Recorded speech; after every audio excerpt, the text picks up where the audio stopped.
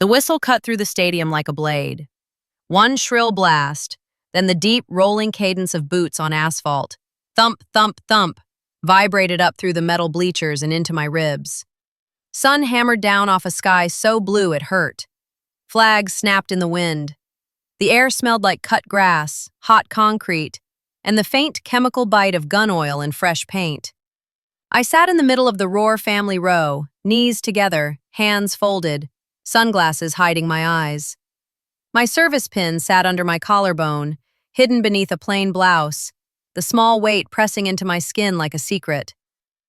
"Look at them," my father said, loud enough for our entire section to hear. "Now that's a formation you can be proud of." He leaned forward, elbow on his knee, voice booming over the march. Joseph Roar didn't have an indoor volume.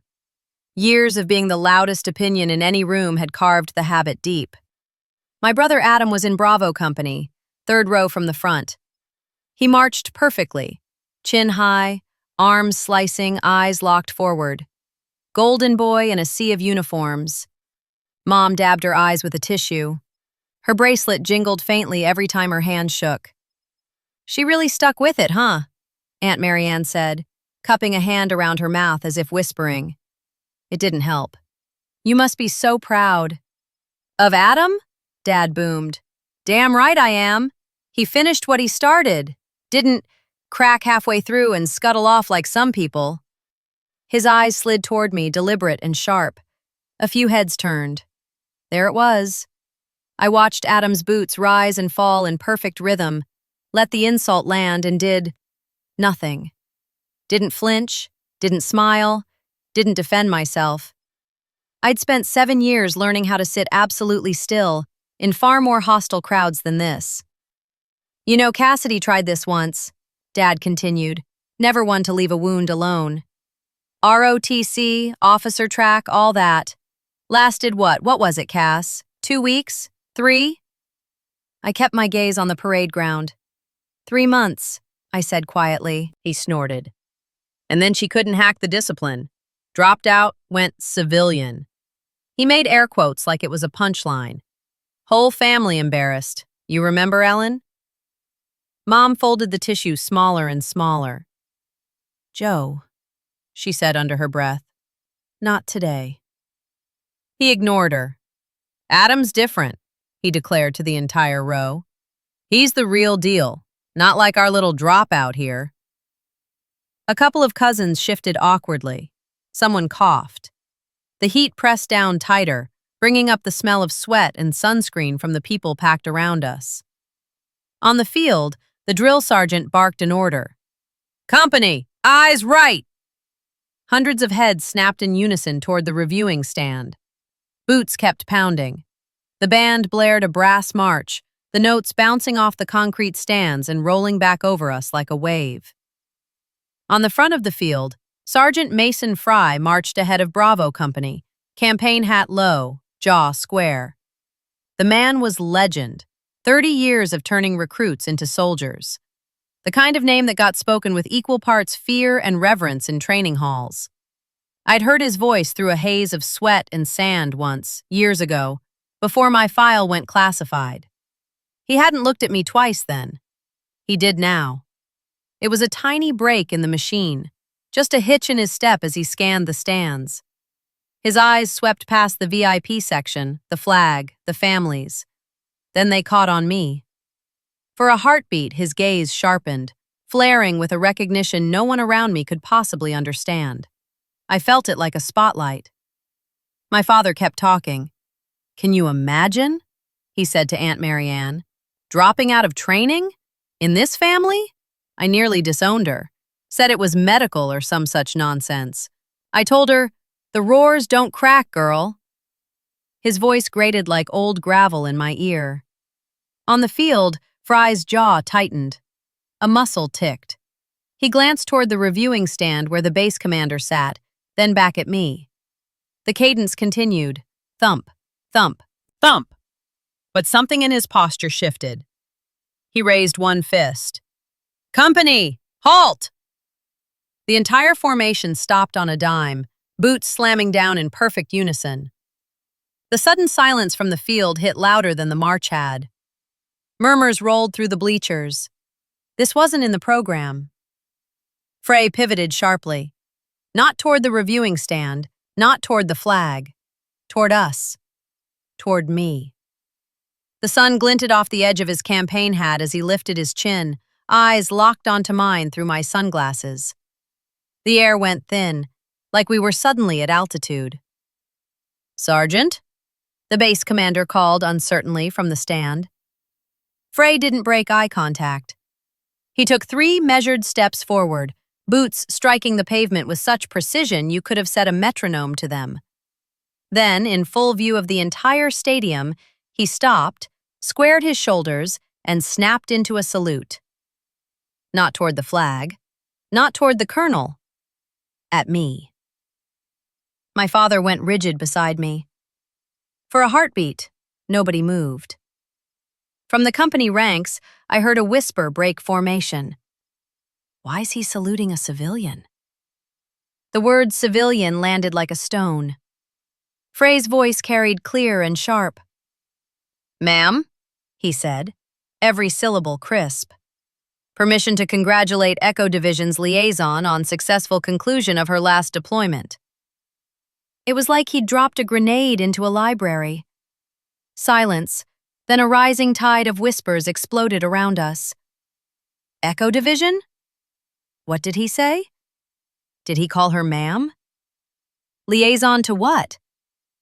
Dad turned his head toward me slowly, like it physically hurt to move his neck. "What is this?" he rasped.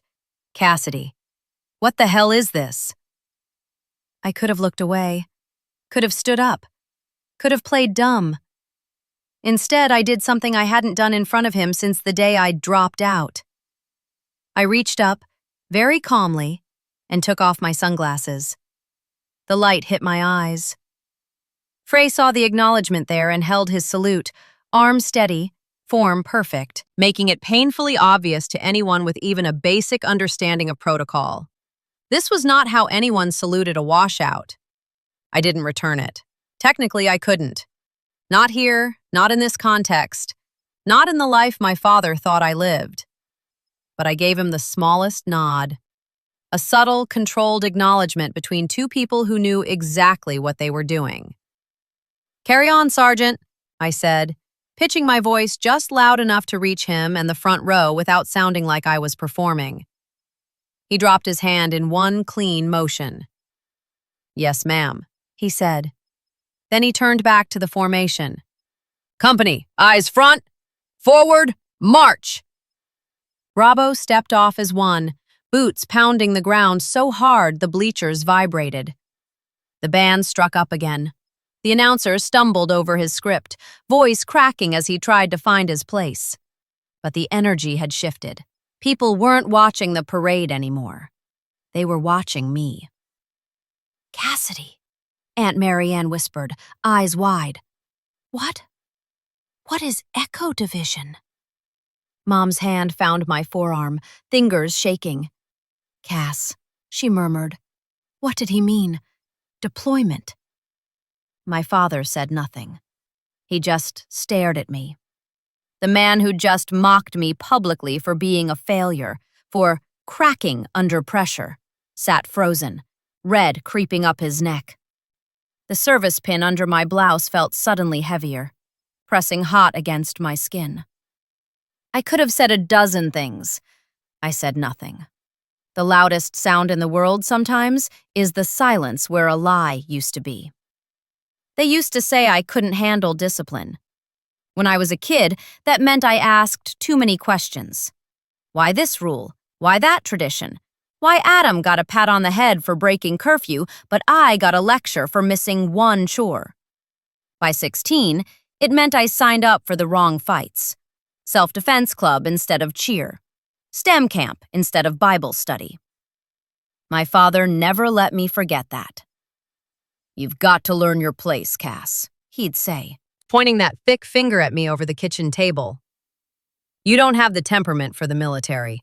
It's not all heroics. It's following orders. You argue with street signs." I'd looked at the triangle of service decorations on the wall, his father's, not his, then at Adam's perfect report cards lined up under magnets. I can follow the right orders, I'd said once. The stupid ones? Not so much. Stupid orders keep people alive, he snapped. You think you know better because you're smart. That's not how this works. When I told him I'd enrolled in ROTC and was going for an officer slot, he laughed. Actually laughed. You? He said. Officers don't roll their eyes at their elders, kiddo. You'll hate it. They'll spit you out. Maybe that was why I pushed harder.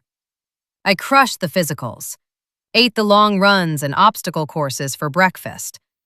The discipline of it soothed something in me. The rules were clear. The consequences made sense. It was the accident on the range that changed everything. A recruit 2 lanes over panicked during a live fire exercise. His barrel swept sideways. My body moved before my brain did. I tackled him, rode both of us into the dirt as his shot went wild.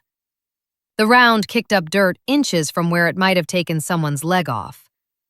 The range officer's scream blended with the echo of the shot. Eyes turned.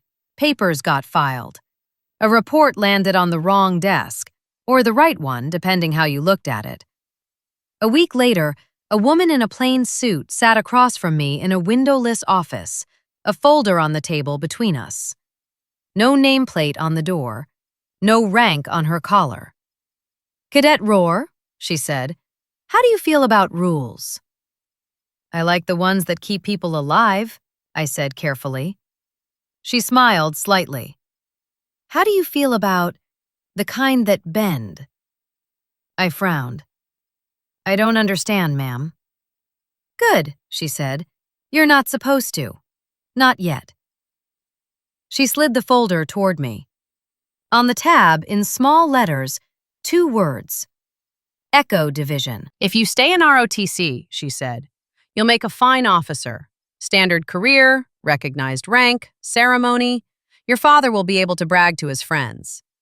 If you take this," she tapped the folder, "you'll disappear. No uniform, no public acknowledgement. Classified work that will take you places you're not allowed to talk about with anyone short of God or your handler. You will be called a failure by people who don't know any better, including, from what I've read, your family." My throat went dry. "Why me?" I asked. "Because you moved toward the barrel," she said simply, "not away. And because you didn't freeze when everyone else did." She leaned back. "But this path is ugly," she warned. "You will not get the kind of glory they put on recruiting posters. You will not get the medals your brother is going to chase.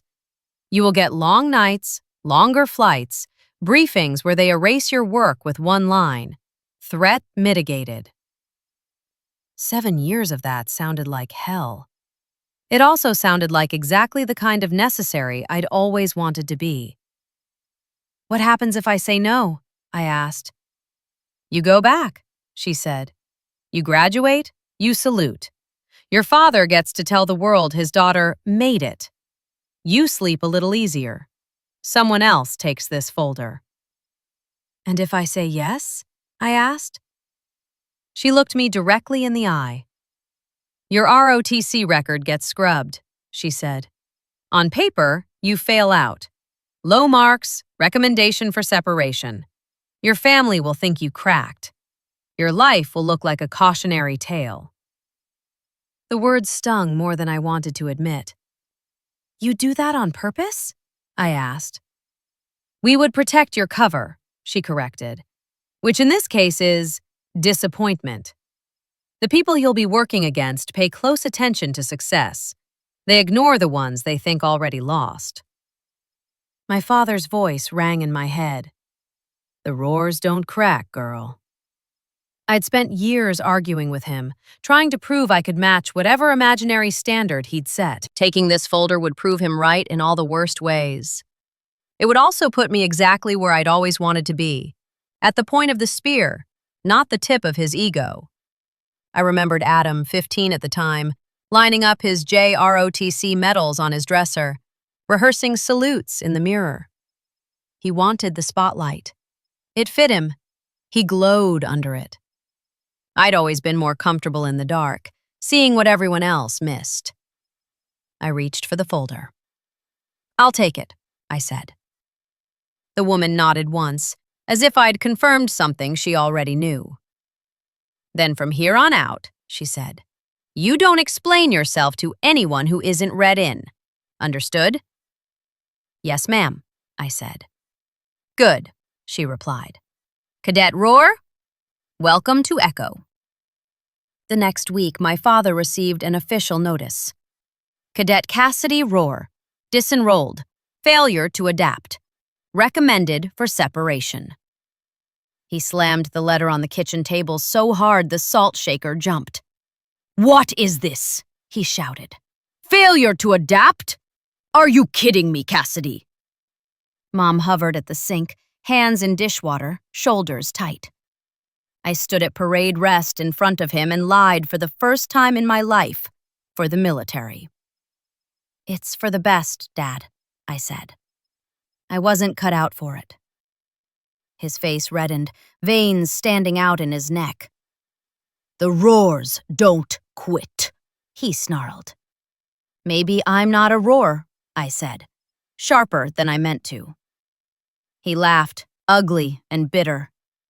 "On that we can agree," he said. 7 years later, on a blazing parade ground, I watched Sergeant Mason Frey salute the quit in full view of my entire family. And for the first time since I signed that folder, I felt the ground shift in my favor. My father's mouth opened, closed, opened again. "What are you?" he whispered. His voice was small. It didn't suit him.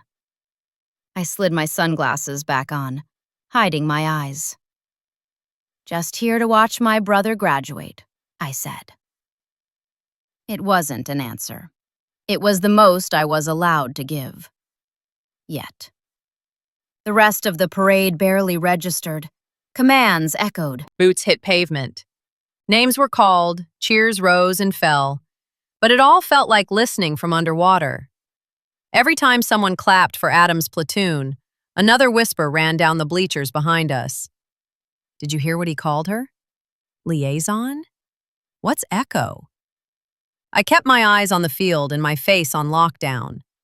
My father didn't say another word until the last company marched off and the announcer released the families to swarm the graduates. "Ladies and gentlemen, please proceed to the parade ground to meet your soldiers." The crowd surged. Metal bleachers rattled under shifting weight. People grabbed hats, purses, programs. Mom pressed the crumpled tissue into her pocket and stood on unsteady legs. "Cassidy," she said, voice tight. "We should go find your brother." Dad just stared at me. "Joe?" Mom urged gently. "Later." "No," he said quietly. It was worse than a shout. "Not later." He stood so fast the bench squealed. For a moment he just loomed there, casting me in shadow. "What did that mean?" he demanded. "That ma'am, that division. What did you do?" We were surrounded by people, but in that second it was just him, me, and the echo of Frey's salute still hanging in the hot air.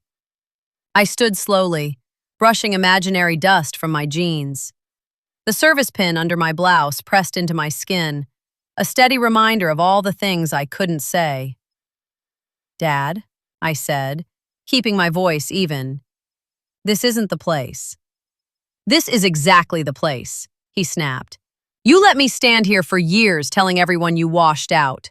You let me carry that shame for you. And now, this? Were you mocking me? Was that some kind of joke?" "Joe." Mom's fingers closed around his forearm. "Enough." He shook her off. "You couldn't hack basic training," he went on. "Now some sergeant I've only ever seen on posters is saluting you like you outrank God." I ground my molars together. He wasn't wrong about Frey. The man didn't salute lightly. "Sir?" a cautious voice said nearby. We all turned. Two young soldiers in fresh uniforms hovered at the end of the row, hats tucked under their arms. One of them, tall, freckled, nervous, had a hand half raised. "Family area needs to clear the stands," he said. "You can continue down on the field." Dad looked like he wanted to bite the kid's head off. Mom stepped in. "Of course," she said quickly. "Thank you, Private." She nudged Dad toward the exit. "We'll talk later," she murmured to me. We filed down the bleacher steps in a tight little knot. Dad radiating fury, Mom radiating worry, cousins buzzing behind us like confused bees. At the bottom, I held back a little, letting the flow of people push them ahead. The noise of reunions washed over us. Shouts, laughter, sobbing hugs. Sweat, cologne, and the faint metallic tang of brass mixed in the air. My phone buzzed in my pocket. Not the personal one, the other. I slipped my hand in, thumb finding the smooth, unmarked casing of the covert device. It vibrated in a pattern that lit up a different part of my brain than the family drama ever could. Short, long. Priority.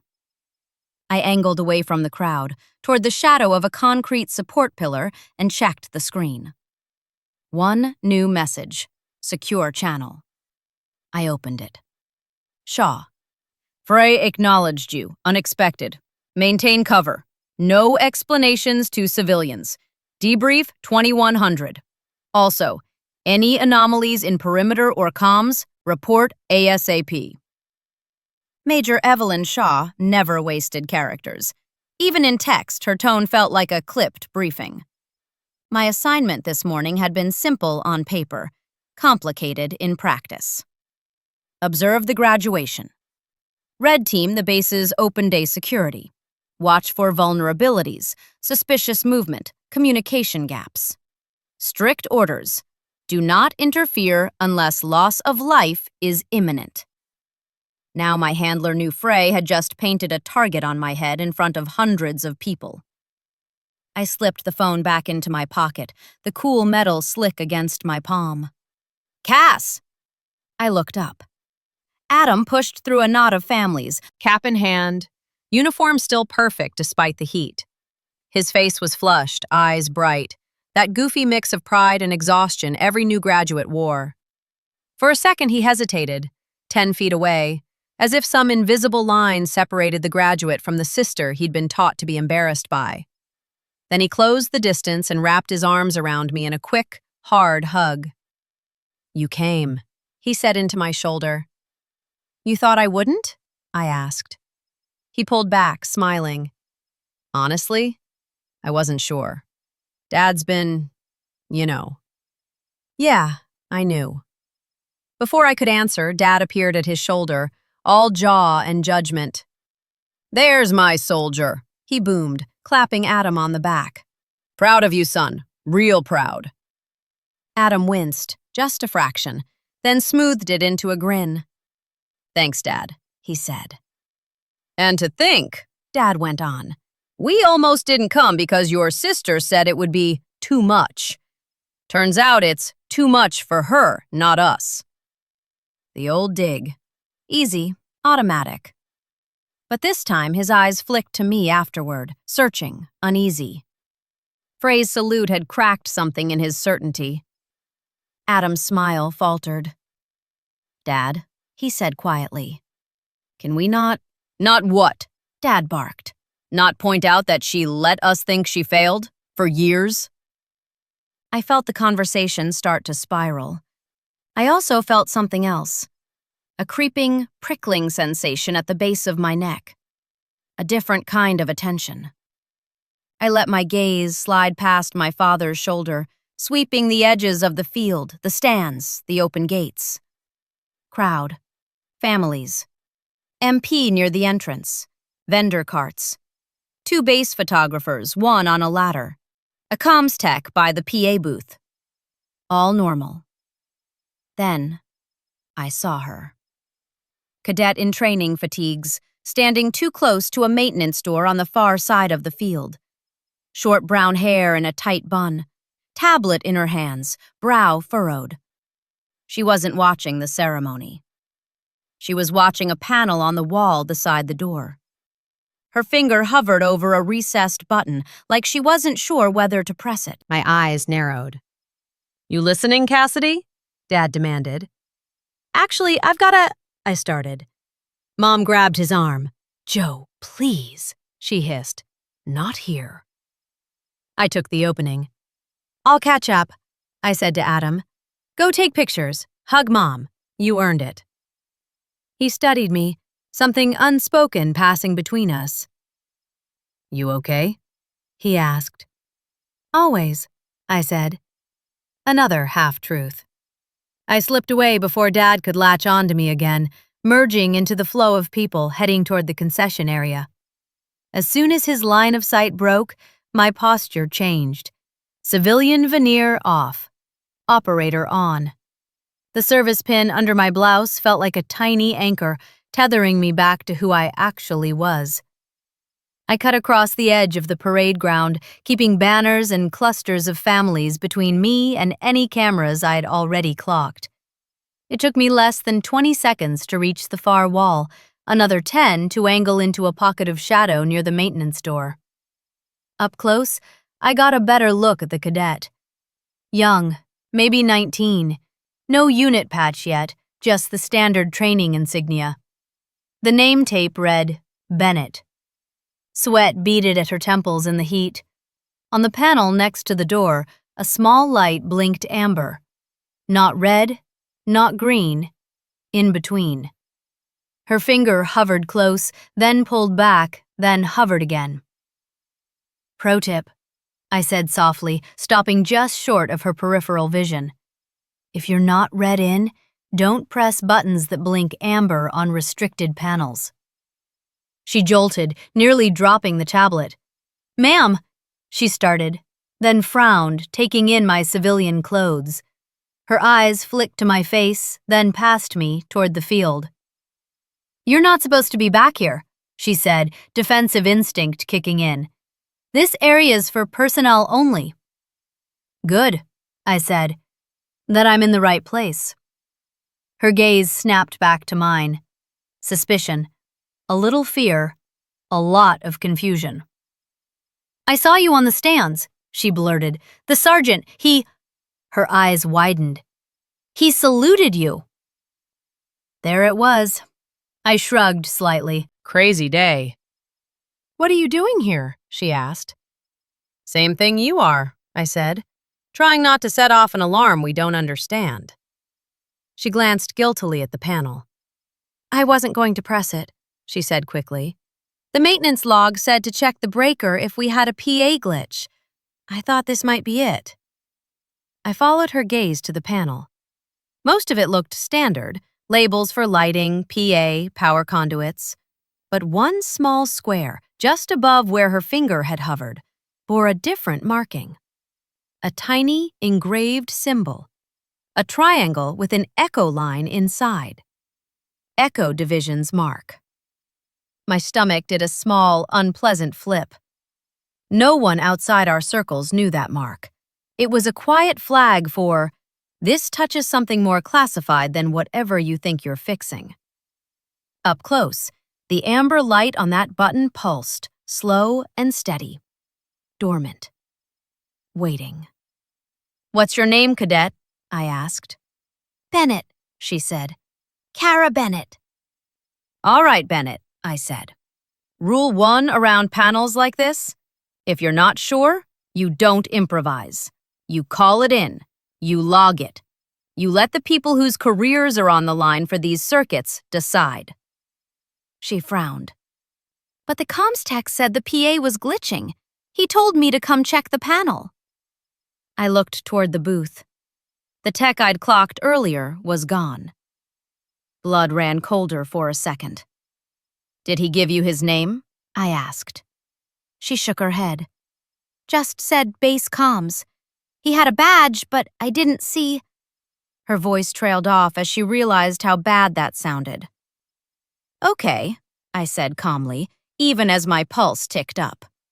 Here's what you're going to do. Step away from the wall. She obeyed, boots scraping the concrete. Her face had gone a shade paler. Did I do something wrong? She asked. I didn't touch it, I swear. You did something right, I corrected. You hesitated. Her shoulders dropped a fraction. I pulled my covert phone from my pocket and thumbed the secure channel open under cover of my body. Roar. Echo marking on maintenance panel near field. Amber blinking. Unknown tech redirected cadet to it. Possible probing. Request status. The reply was almost instant. Shaw. Do not touch. That's a dormant protocol. Tech on his way. Identify cadet. Log all details. Good catch. I exhaled slowly, letting some of the tension slide out. Bennett, I said, you just officially joined my list. Of what? She asked, worried. People who almost tripped something big and didn't, I said. It's a good list. You should want to stay on it. Her lips twitched, unsure whether she was allowed to smile. The PA crackled overhead, a burst of static. Then the announcer's voice came back, too loud, apologizing for minor technical difficulties. Behind us, families cheered as another group of graduates emerged from the barracks. The world went on, oblivious. I slid the phone away as the sanctioned comms tech finally jogged up, badge visible, eyes flicking to me with a flash of recognition only someone read in would notice. Ma'am, he said, we'll take it from here. Panel's all yours, I said. Cadet Bennett here followed protocol. Log that. He nodded. Yes, ma'am. Kara's eyes darted between us, questions bouncing around behind them. I couldn't answer them. Not now. Go find your unit, I told her. And Bennett? Yes, ma'am? If someone flashes a badge and tells you to do something that feels wrong, you remember this, I said. Hesitation isn't weakness. Sometimes it's the thing that saves the day. She nodded, soaking it in. Yes, ma'am, she said again. This time, the title had a different weight. As she jogged off, I caught a glimpse of my family at the edge of the crowd. Dad was scanning the field, jaw tight. Mom was talking to a distant cousin, half distracted. Adam was checking his phone, thumb moving over the screen. Mine buzzed again. Shaw. Good work. We'll brief tonight. For now, resume supportive sister cover. Keep distance from Frey. Supportive sister. Right. I walked back toward the swirl of families, sliding my sunglasses into place, pushing the covert world down just enough to play my part in the other one. As I approached, Adam looked up from his phone. Our eyes met. He lifted it slightly, like he wanted to show me something. A message. From Adam. Can we talk later? Just us. Mini hook lodged itself in my chest. 7 years of silence between us. One salute had cracked it. Now my little brother wanted the truth. The question was how much of it I was allowed to give him without blowing the life I'd spent nearly a decade bleeding into. We didn't make it out of the parking lot before my father exploded. The drive back to the rental house was short, but the tension in the car stretched it into something that felt like a convoy under fire. Sun beat on the windshield, heating the dash until the air smelled like hot plastic and dust. The AC rattled, struggling. Mom sat in the front passenger seat, fingers worrying the edge of the graduation program. I was pinned behind her. Dad drove, knuckles white on the steering wheel. Adam sat next to me, cap in his lap, posture too straight for a back seat. Nobody spoke until we hit the first red light. Then Dad slammed his palm against the wheel. What was that? He demanded. The light turned the inside of the car a weird red. It made the vein in his temple stand out. I kept my eyes on the back of his seat. It was a salute, Dad. Don't get smart with me, he snapped. That was not a salute. That was Sergeant Mason Frey halting my son's graduation parade to treat you like a 4-star. Adam flinched. Dad. And don't start with me, boy, he shot back. You saw it. He called her ma'am, in front of everyone. I've got guys at the plant texting me asking when my commander daughter is going to admit she lied. The word lied thunked between us. Mom reached for the radio. Can we just... No, he said, swatting her hand away from the dial. We're not turning this down, or talking about it. He looked at me in the rear view. His eyes met the dark lenses of my sunglasses. Who are you, Cassidy? He asked. Because apparently you're not the screw-up dropout I've been apologizing for at every barbecue for 7 years. Heat crawled up my neck. The service pin under my blouse felt like a burn. I could have given him something vague. Consultant. Government work. Contractor. Enough to scratch the itch without exposing anything real. But Shaw's text pinged in the back of my mind. No explanations to civilians. My clearance wasn't a costume I could shrug off for family dinners. I told you I left ROTC, I said calmly. Everything else is... complicated. Complicated, he repeated, incredulous. Complicated is divorce law. Complicated is taxes. You letting me think you failed while some shadow program scoops you up? That's not complicated. That's betrayal. The word hit harder than I expected. Adam shifted beside me. Dad, maybe she should have told us the truth, he snapped, eyes flicking between me and the road. She let me call her a quitter. She let me call her a disgrace. In front of family, friends, hell, total strangers. She never corrected me. Because I wasn't allowed to. The light turned green. He gunned it through the intersection, tires squealing. Mom braced a hand on the dash. Joseph, slow down, she said. He didn't. You know what that makes me look like? He demanded. A fool. I stood up for you, Adam, he said, jabbing a finger toward my brother. When the training got hard, when your scores dipped, I told you, we're not like her. I used your sister as a cautionary tale. And now I find out the punchline. The joke's on me.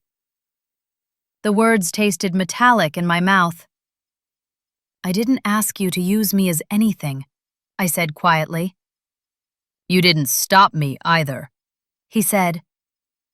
We pulled into the gravel driveway of the rental house harder than necessary. Pebbles spat out from under the tires. The engine ticked as he killed it. Out, he said. The house smelled like stale air and generic cleaning products when we went in. Beige walls, beige carpet, beige furniture. Temporary, like we were extras in someone else's home movie. Dad didn't even take his shoes off. He tossed his keys on the counter with a clatter, then spun on me. Start talking, he said. Now. I dropped my bag by the doorway, heard the muffled clunk of the covert device inside. There are things I can't tell you, I said. Not because I don't want to. Bull, he snapped. You've been lying by omission for 7 years. Joseph, Mom said, voice low. Please. No, he told her, not looking away from me.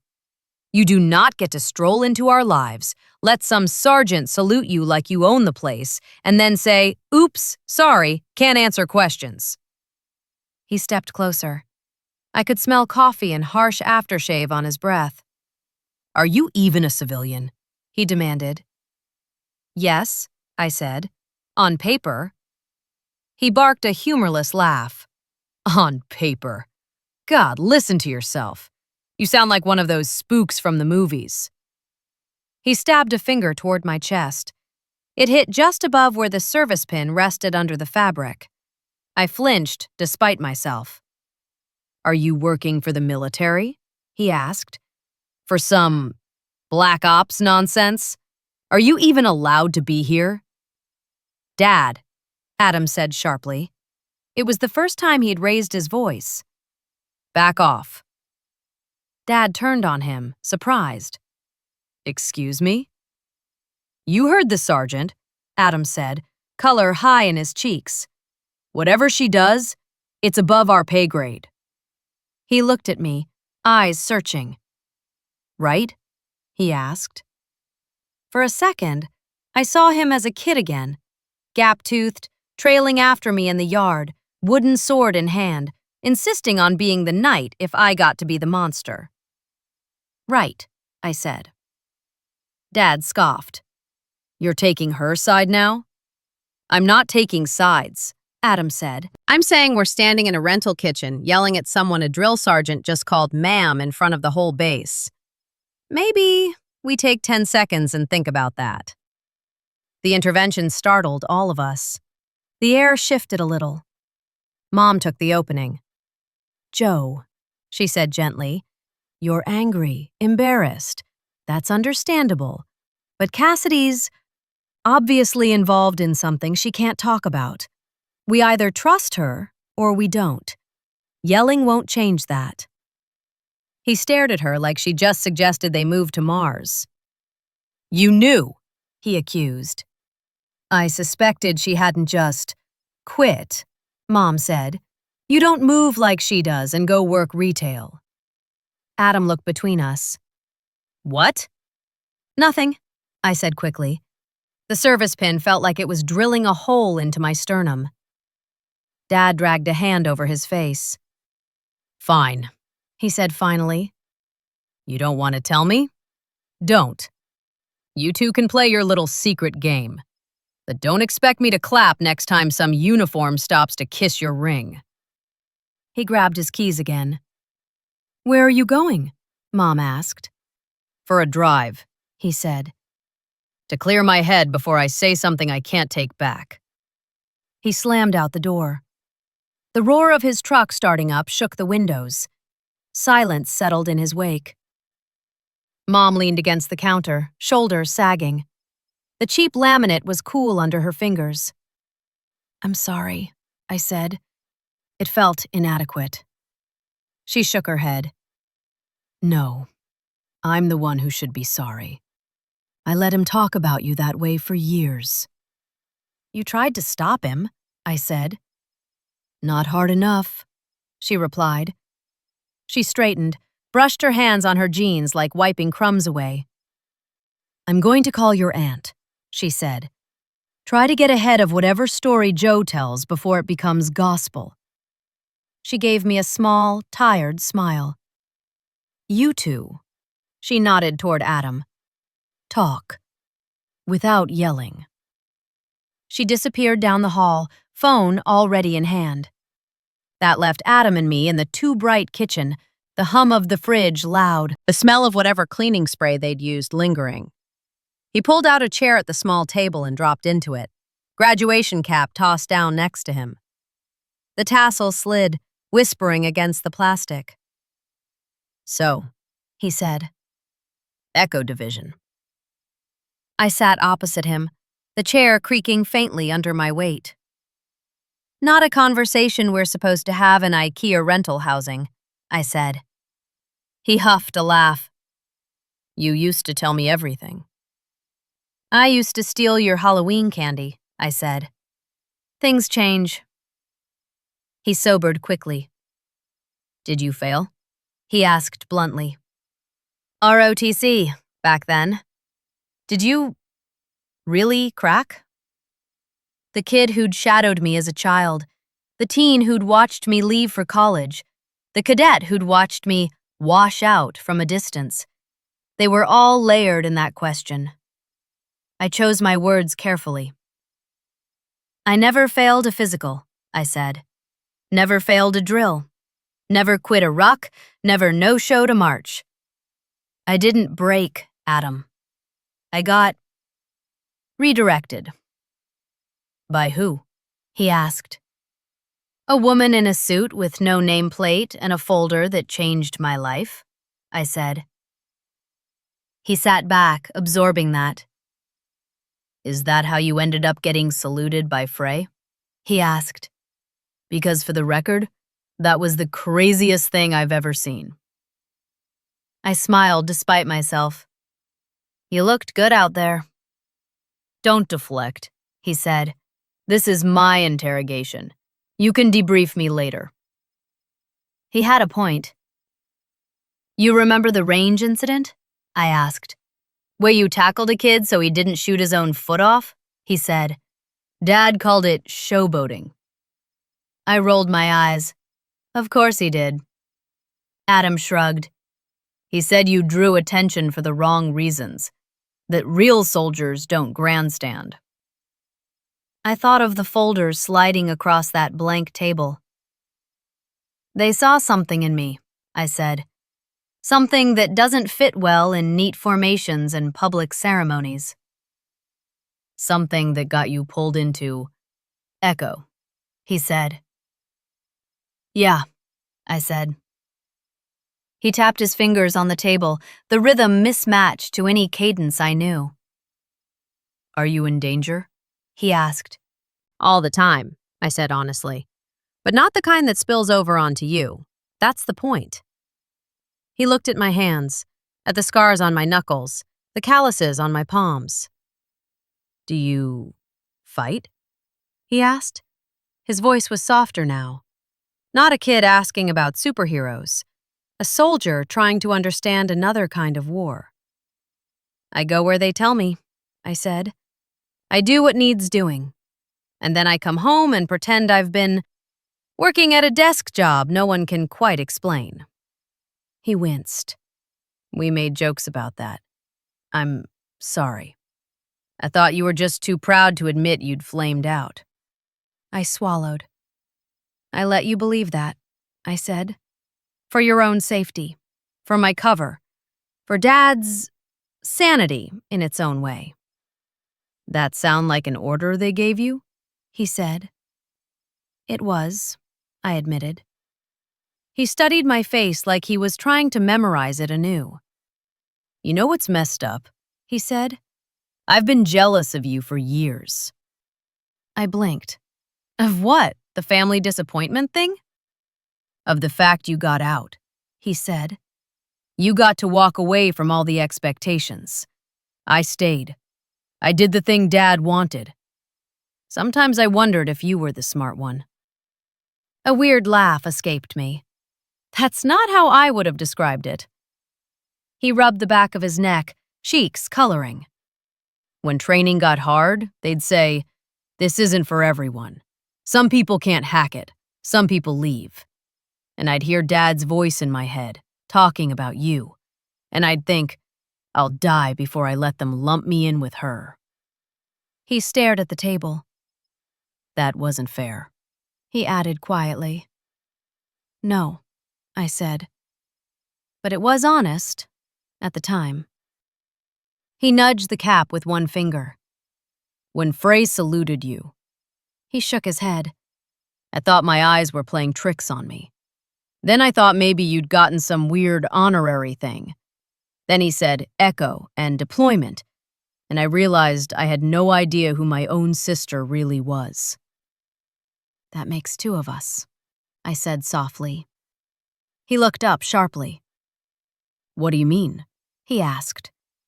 I mean, every time I come home, I have to decide which version of myself I'm bringing through the door, I said. The one with a dossier thicker than our high school yearbook, or the one with 3 lines in the family story? Tried, failed, disappeared. None of it felt true. Until today. He sat with that for a moment. You ever regret it? He asked, taking that folder, letting Dad think. Sometimes, I said. On the quiet nights. When the jet fuel smell is stuck in my clothes and I've got sand in my teeth and no one back home knows why I can't sleep. But mostly, no. I'd rather carry a secret that saved people than a story that just made Dad proud. He let out a breath that sounded like it had been trapped in him for years. He's not going to handle this well, he said. I noticed, I said dryly. Adam laughed once, then sobered. I want to know more, he said. I know you can't tell me everything, but something. Enough that when people ask me, I don't have to shrug and say, she works in tech. I thought of Shaw's text. No explanations to civilians. There was wiggle room. I work with Joint Special Operations, I said carefully. When something goes sideways in places we're not supposed to be, my team is the one they pretend doesn't exist. We don't get parades. We get silence. That's as specific as I can be. His eyes widened, then narrowed, recalibrating everything he'd thought he knew. Is that why Frey saluted? He asked. I nodded once. He's read in. Enough to know who not to mess with. Adam let out a low whistle. Does Dad deserve to know that? Deserve? I repeated. Probably not. Need to? No. His ego doesn't need classified fuel. Adam snorted. He's going to lose his mind. He already did, I said. We sat there, the cheap kitchen chair under me, the air smelling like lemon cleaner and cooling coffee from the pot Mom hadn't finished. You know, Adam said slowly, when I was little, I thought you were going to be the one in uniform. I was just the kid brother. I spent years trying to catch you. Then you failed, and suddenly I was the soldier, and you were the bad example. He shook his head. Turns out I was chasing a ghost, he said. You never stopped. The words landed somewhere deep inside me I hadn't realized was still empty. I reached across the table, nudged his cap back toward him. You're exactly where you're supposed to be, I said. You were built for this kind of service. Visible. Inspiring. People need to see someone like you standing on that parade ground. And you? He asked. Different battlefield, I said. Same war. He looked at the cap, then at me. You think someday, when all of this is declassified or whatever, you'll get, I don't know, a ceremony? The idea felt absurd. Probably not, I said. If they've done their job right, all my best work will look like nothing happened at all. He frowned. That doesn't seem fair. It's not about fair, I said. It's about necessary. He leaned back, chair creaking. Then I guess I'll be the loud one, he said. Talking about you every chance I get. My sister could kill you with a spoon, but you'll never see her name on a wall. I laughed, unexpected and sharp. I'd prefer, my sister is very good at paperwork, I said. Less likely to trigger an inquiry. Deal, he said. My covert phone buzzed once, a gentle reminder. Debrief 2100. I stood, chair scraping softly. I've got to go, I said. Work doesn't care that we had a family meltdown today. He nodded, then hesitated. Cass, he said. Yeah? When Dad starts up again, and you know he will, what do you want me to say? He asked. Because I'm done letting him drag your name through the mud. Something in my chest loosened. Say whatever feels true, I said. You don't have to defend me, but you don't have to agree with him anymore either. He nodded, jaw set. I won't, he said. As I grabbed my bag, the service pin shifted under my blouse, catching the light for a second through the thin fabric. Adam's eyes flicked to it. Is that? He started. I shook my head. That's a story for another time. He grinned. Then I guess we're going to need more times. A small, quiet legacy, starting to shift hands. I stepped out into the evening heat, air thick with the smell of cut grass and distant grill smoke, and headed toward a debrief I couldn't tell my family about. Behind me, for the first time, I left a brother who knew enough to stand on my side of the silence. even if he couldn't see all the way through it yet. The base always felt different after dark. Less ceremony, more truth. By 2100, the parade bunting was coming down. The families had bled out through the gates, and the smell of hot dogs and sunblock had been replaced by jet fuel, disinfectant, and bad coffee. I checked in through the secure entrance, badge under a different name, bag scanned, service pin now visible on a plain, dark shirt that could pass for anything or nothing. The operations center sat below ground, humming with hardware. Screens glowed in rows, casting everyone in flickering blues and greens. Air conditioning blew too cold, chasing away the heat from above. Someone's half-eaten sandwich sat next to a keyboard, the smell of mustard cutting through the recycled air.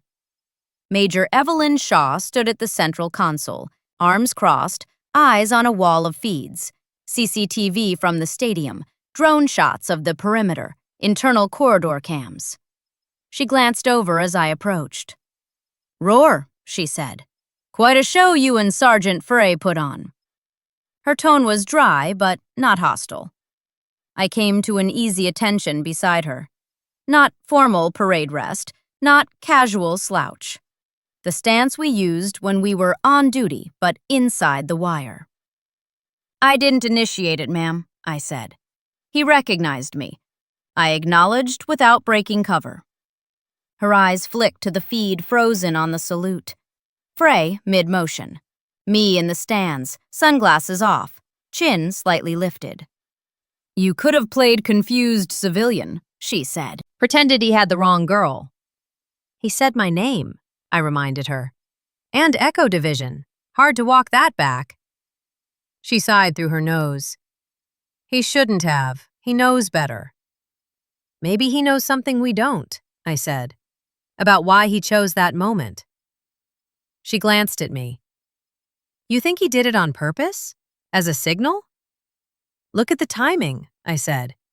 "We've got a mysterious comms tech trying to walk a junior cadet into poking a dormant, echo-marked panel on the same day half the region is invited onto the base.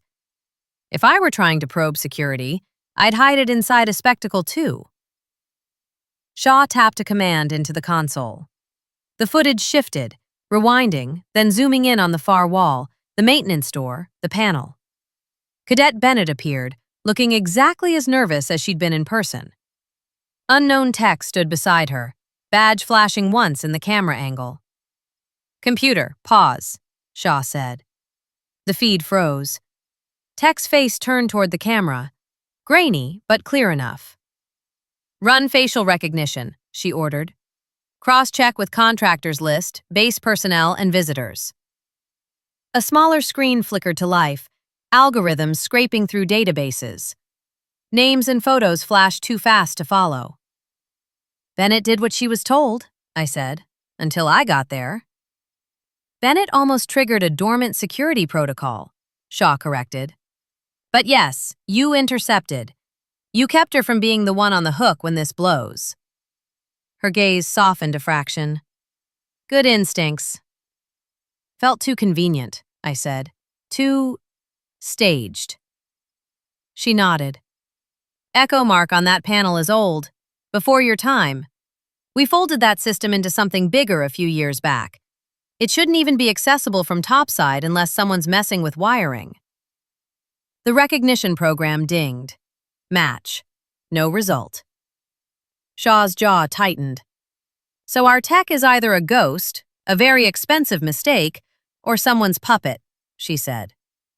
"Uniform looked right," I said. "Badge looked right. But he was sloppy. No name offered, no log entry made when he redirected Bennett." "He wanted the rookie, not you," Shaw said. "You weren't supposed to be at that wall." "Story of my life," I muttered. She allowed herself the tiniest hint of a smile. "Well, you're here now," she said. "And since Frey chose to blow your anonymity in front of half the base, Command wants you to stick around for the fallout." "Define fallout," I said. She glanced back at the salute freeze frame. "Public OPSEC breach, possible internal probing. A very annoyed colonel whose graduation ceremony you allegedly hijacked. Frey hijacked it, I said. I just sat there and took it. Being the focal point of a salute like that is an active event, whether you move or not, she said. Perception matters. She switched feeds again. Now we were watching my family in the stands, Dad's face cycling between pride for Adam and confusion about me. The camera caught the moment Frey turned, the way my father's posture stiffened, the way Adam's eyes darted from the field to me, then back. Your cover is a disappointment, the woman in the suit had told me once. People ignore disappointments. That magic trick had just expired. Command's convening a tribunal tomorrow, Shaw said. They're calling it a review panel, but you know how these go. They'll want to know why Echo personnel were publicly acknowledged, why a dormant system flickered at the same time, and why a cadet was involved in both scenes, even inadvertently. Bennett? I said. Yeah, Shaw replied. Kara Bennett. Started strong, good scores, sharp mind. Could stand to trust her gut more than mysterious techs handing out busy work. She did trust her gut, I said. She hesitated. And then you showed up, Shaw said. You'll need to testify to that. I stiffened. Echo doesn't testify in open panels. This isn't open, she said. Closed room. Shaw, Base CO, JAG. No civilians, no press. But records will exist. You okay with that? I thought of my father slamming his hand on the steering wheel, of Adam's eyes, wide and searching. I'm already a ghost story in my own house, I said. Might as well be a footnote here, too. Shaw snorted softly. That's a yes, then. The comms tech at the next station cleared his throat. Ma'am, he said. We just pulled logs on that panel. There was a brief 3-second activation attempt last week. Same device signature as we caught near it today. Same time offset as an unexplained blip in external comms. So this wasn't a one-off, I said. Someone's poking the seams, Shaw said. Seeing what lights blink when they press. Looking for our blind spots, I said. Exactly, she replied. The screens reflected in her eyes, little squares of the base glowing and shifting. We need to send a message, she went on. Internally and externally. Whoever is playing games with ecosystems on a graduation day picked the wrong stage. And the wrong cadet, I said. If Bennett hadn't hesitated, we'd be having this conversation with an active alert blaring.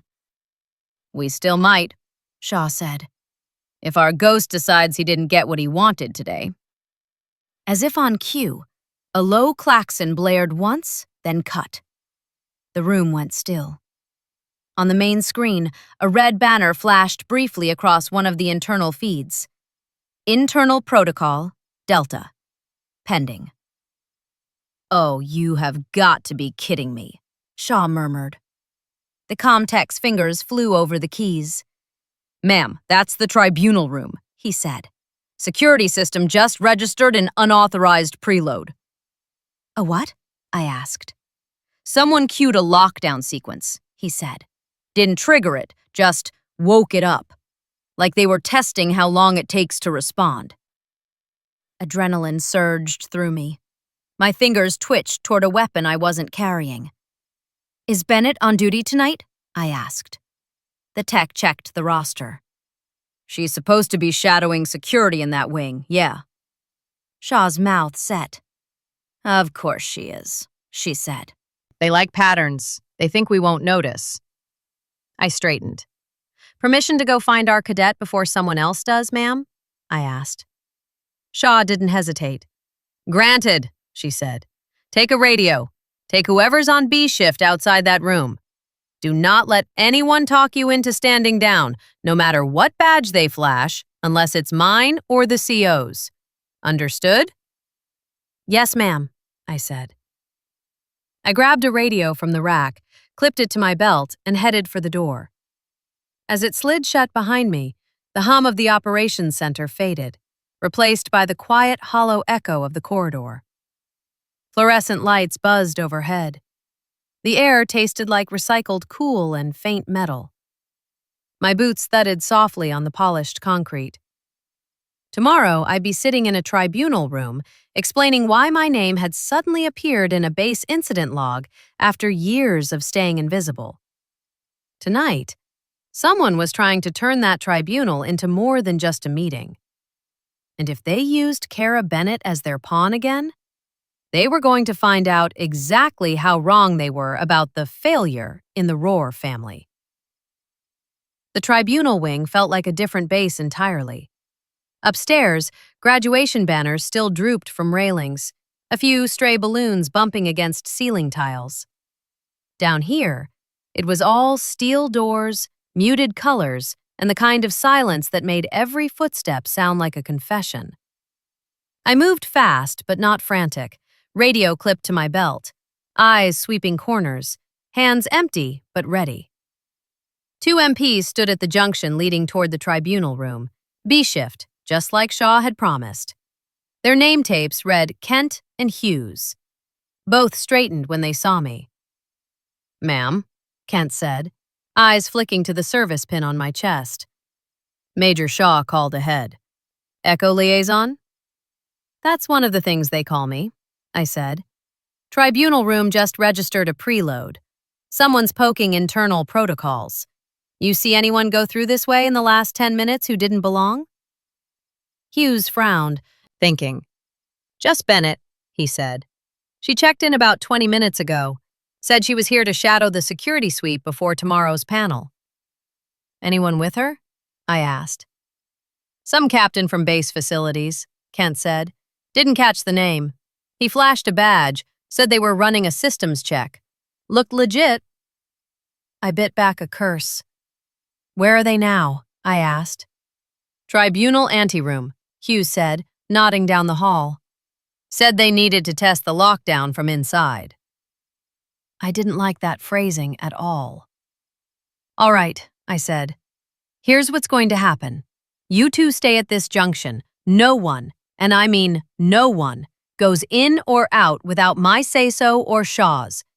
If some colonel's aide throws a fit, you radio me. Copy?" They exchanged a look, but nodded.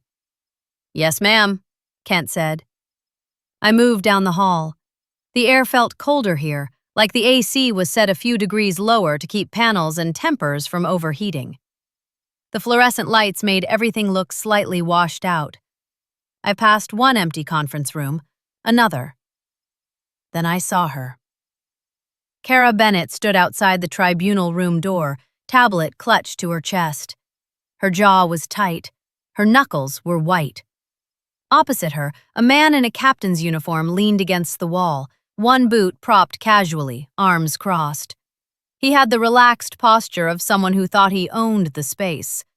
His rank pins were correct. His badge looked clean. His smile didn't reach his eyes. He noticed me before Bennett did. "Ma'am," he called, easy.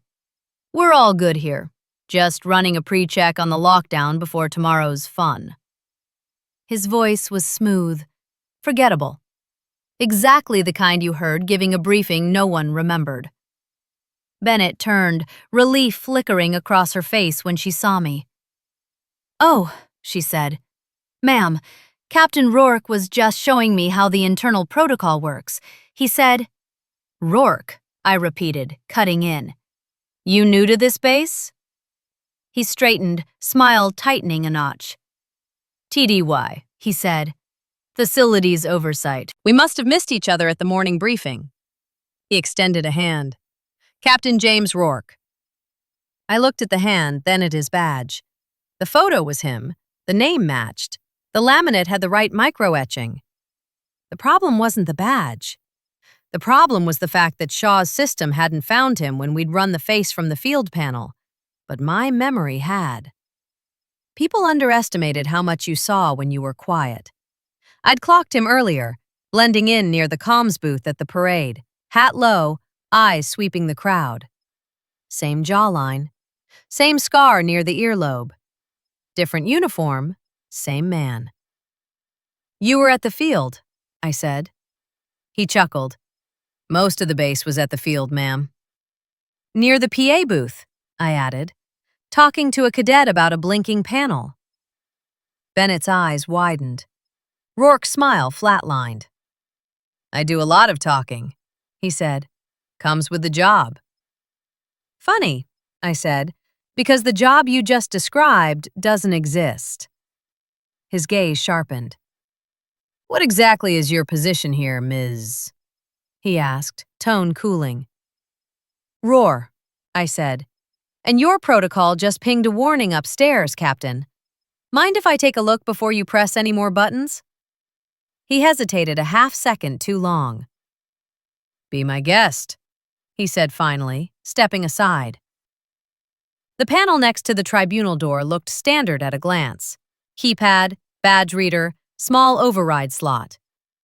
But one section just below the lock, the size of a postage stamp, held that same faint triangle with an echo line carved into it. Our mark. The tiny LED next to it pulsed amber. Someone had primed the system from another node. Whoever controlled this could slam the tribunal room into full lockdown, then trigger a comm blackout by accident. Not ideal for a meeting where Echo and Base Command were supposed to air some very dirty laundry. Bennett, I said, not taking my eyes off the panel. What did he have you do? I just authenticated my presence, she said quickly. He told me to scan my badge so the system would log a trainee overseer on duty for tomorrow. Then he said we needed to check the manual override, but we hadn't gotten that far. Rourke's fingers flexed at his sides. Microtells, but visible. Standard procedure, he said. No harm in being thorough. There is when the system you're poking is older than everyone in this hallway, I said. And when the only people who should be touching it are in a completely different pay grade than yours. His eyes cooled another few degrees. I'll admit, Ms. Roar, he said. I'm not used to having civilians question my procedures. Good thing I'm not a civilian, I said. His gaze flicked to my service pin. I watched recognition dawn, slowly, reluctantly. Echo, he said quietly. Got it in one, I replied. For the first time, he dropped the ma'am. You're not supposed to be here, he said. Not as an observation, as a warning. Funny, I said.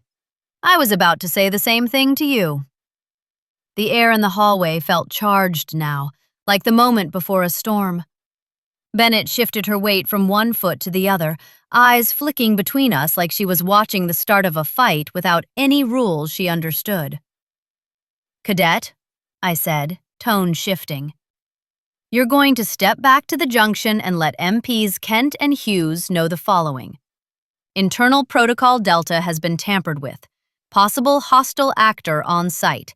Echo is assuming preliminary control. Use those words. Do not stop for anyone, no matter what badge they flash. Understood? Her spine straightened. Yes, ma'am, she said. And Bennett? She paused.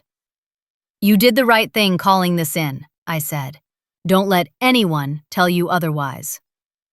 A flicker of pride crossed her face.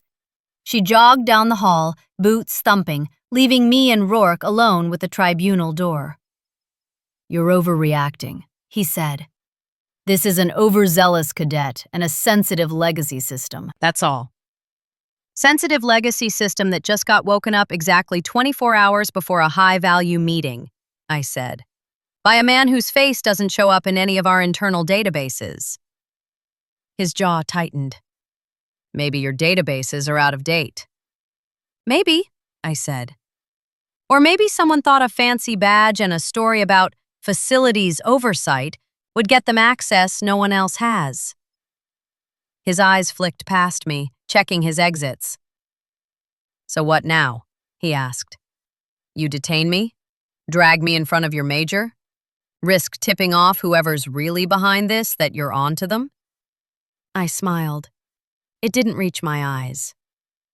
Now, I said, I stall you until Shaw locks this whole corridor down from upstairs.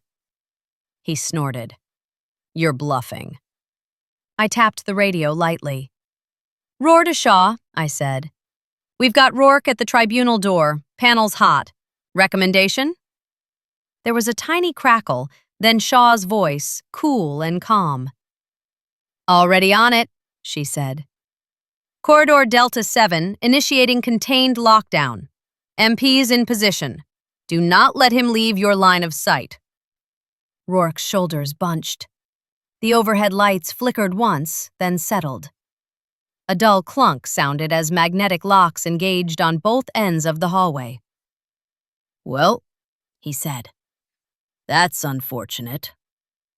He moved. Not toward me, not toward the panel. Sideways, toward the fire extinguisher mounted on the wall. He yanked it free and swung it in one motion, aimed not at my head, but at the panel. He wanted to smash the echo-marked section, either to trigger whatever it was linked to, or to destroy it before we could trace his interference. He was fast. I'd spent 7 years getting faster. I stepped in, grabbed the extinguisher's cylinder mid-swing, and used his momentum to slam him shoulder first into the wall.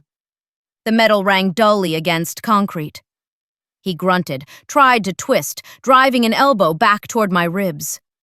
I dropped my center of gravity and rode the impact, letting it glance off, then stomped my boot down on his instep. His balance tipped just enough. The extinguisher slipped from his grip. It hit the floor and rolled away, harmless. Bad idea, I said. He snarled, trying to wrench free. Echo's gone soft, he hissed. Used to be you people knew how to stay buried. Tell that to your handler, I said. When you get your one phone call. The MPs arrived in a rush, Kent and Hughes at a jog, Bennett just behind them, chest heaving. They froze for half a second, taking in the scene, me pinning a captain to the wall with my forearm, panel blinking behind us. Restrain him, I ordered. Non-lethal. He's more useful upright. Kent didn't hesitate. The zip ties were on Rourke's wrists before he could mount another struggle. Hughes took his other side. Bennett stood back, eyes wide. Rourke's jaw flexed. You think catching me changes anything? He said. You're already exposed. They saw you up there today. Your little family circus. Echo isn't a ghost story here anymore. It's a target. Maybe, I said. But today, you missed. He smiled, small and mean. Did we? He asked. Shaw's voice crackled over the radio. Package secure? She asked. Wrapped and ready, I said. Good, she replied. Bring him in. And Roar? Yes, ma'am. You just became the most interesting witness at tomorrow's tribunal. Her words landed heavier than any of Rourke's blows. We marched him back toward the ops center, MPs flanking, Bennett trailing like a shadow, trying to keep up with realities that had just changed shape in front of her. As we passed the junction, Kent peeled off to reset the lockdown. Doors thunked back to normal. The base resumed its usual hum, oblivious to the fact that a quiet tug-of-war had just been won in a corridor most graduates would never see. Bennett caught my sleeve. Ma'am, she whispered, is this normal for you? No, I said. This was sloppy. Normal is when they never get this close. She swallowed. Did I almost start something really bad? She asked. You almost did exactly what he wanted, I said. But you didn't. That's the part that matters. Her shoulders straightened a bit. I want to learn how to see it sooner, she said, before someone like him gets to me. I looked at her, really looked. The quick mind, the hesitation turned to resolve, the way she was already framing this as a lesson instead of a failure. You just signed up for my unofficial mentorship program, I said. Her eyes widened. Is that a real thing?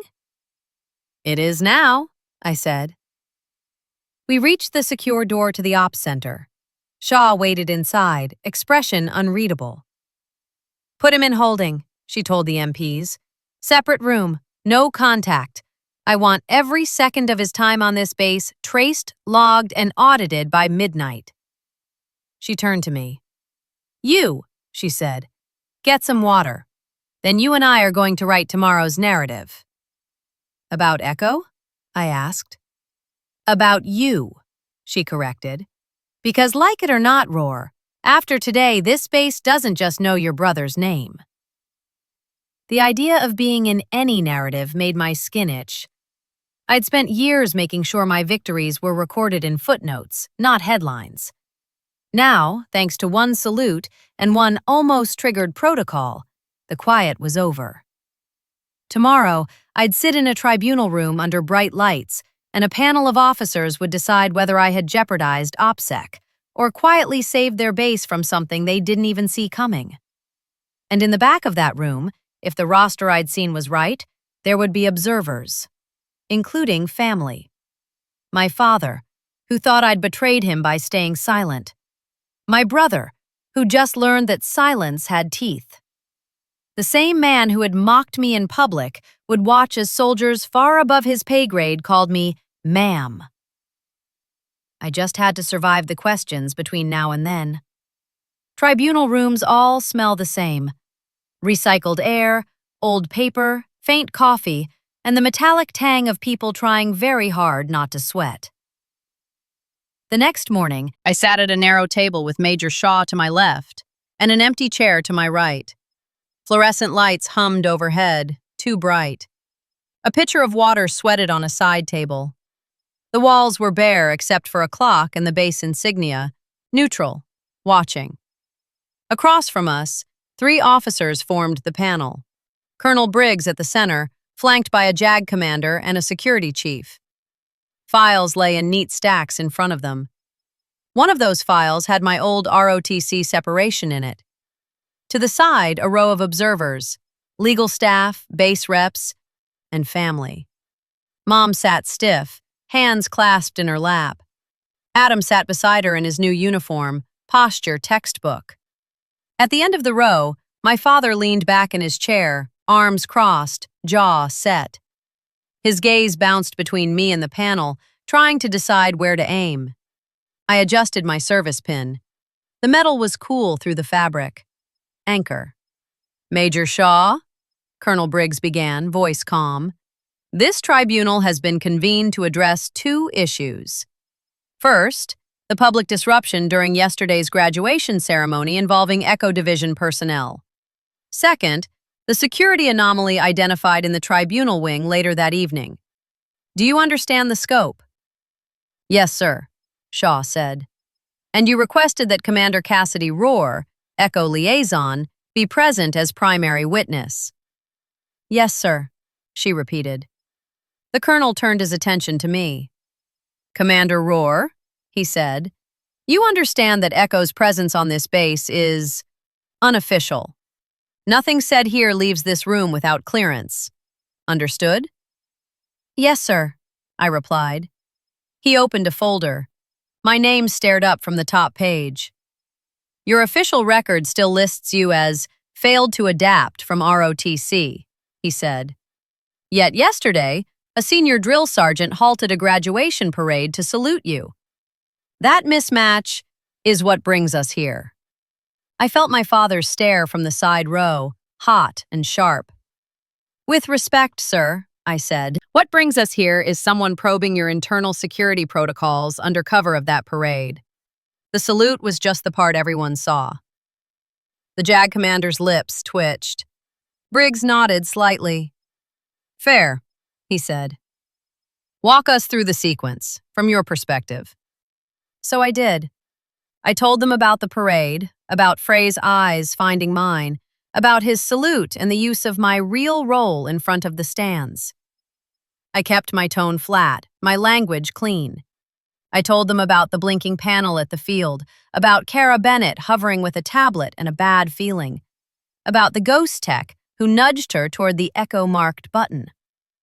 I told them about the secure text from Shaw, about the Ops Center, about the tribunal corridor, Captain Rourke, the panel, the almost activation of Protocol Delta. I skipped nothing that mattered. I didn't dramatize. When I described taking the fire extinguisher away from Rourke, Hughes and Kent shifted in their seats, remembering the moment. At Echo Mark, Briggs raised an eyebrow. "I thought those were decommissioned," he said. "So did we," Shaw said. "Apparently someone missed a spot." The security chief leaned forward. "You're telling us," he said slowly, "that a cadet was almost used to trigger an old Echo lockdown sequence in the tribunal wing the night before this panel." "Yes, sir," I said. "And that you intercepted both attempts, at the field and in the corridor?" "Yes, sir." He blew out a breath. "And the salute?" he asked. "Why did Frey call you out?"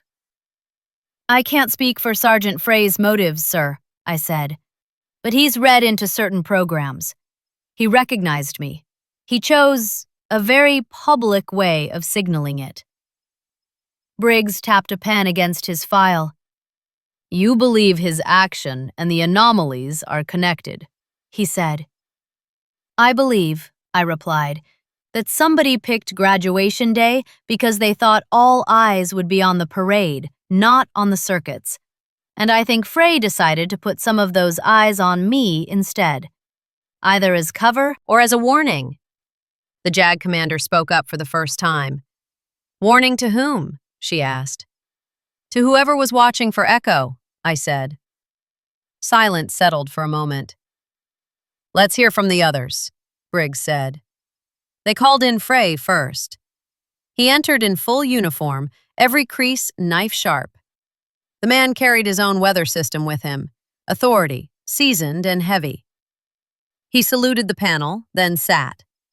"Sergeant Frey," Briggs said. "Yesterday you deviated from the established program. You halted Bravo Company, turned, and saluted Commander Roar in the stands. Explain."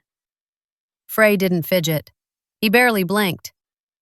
"Sir," he said, "Echo personnel are supposed to move unnoticed. Yesterday, I saw a potential breach, a civilian-appearing individual with a service-bearing posture in a family section being openly disparaged by another attendee. Simultaneously, we had an unidentified tech at the comms panel and a comms flicker that didn't match any scheduled test." He turned his head, eyes briefly meeting mine. "I made a judgment call," he continued.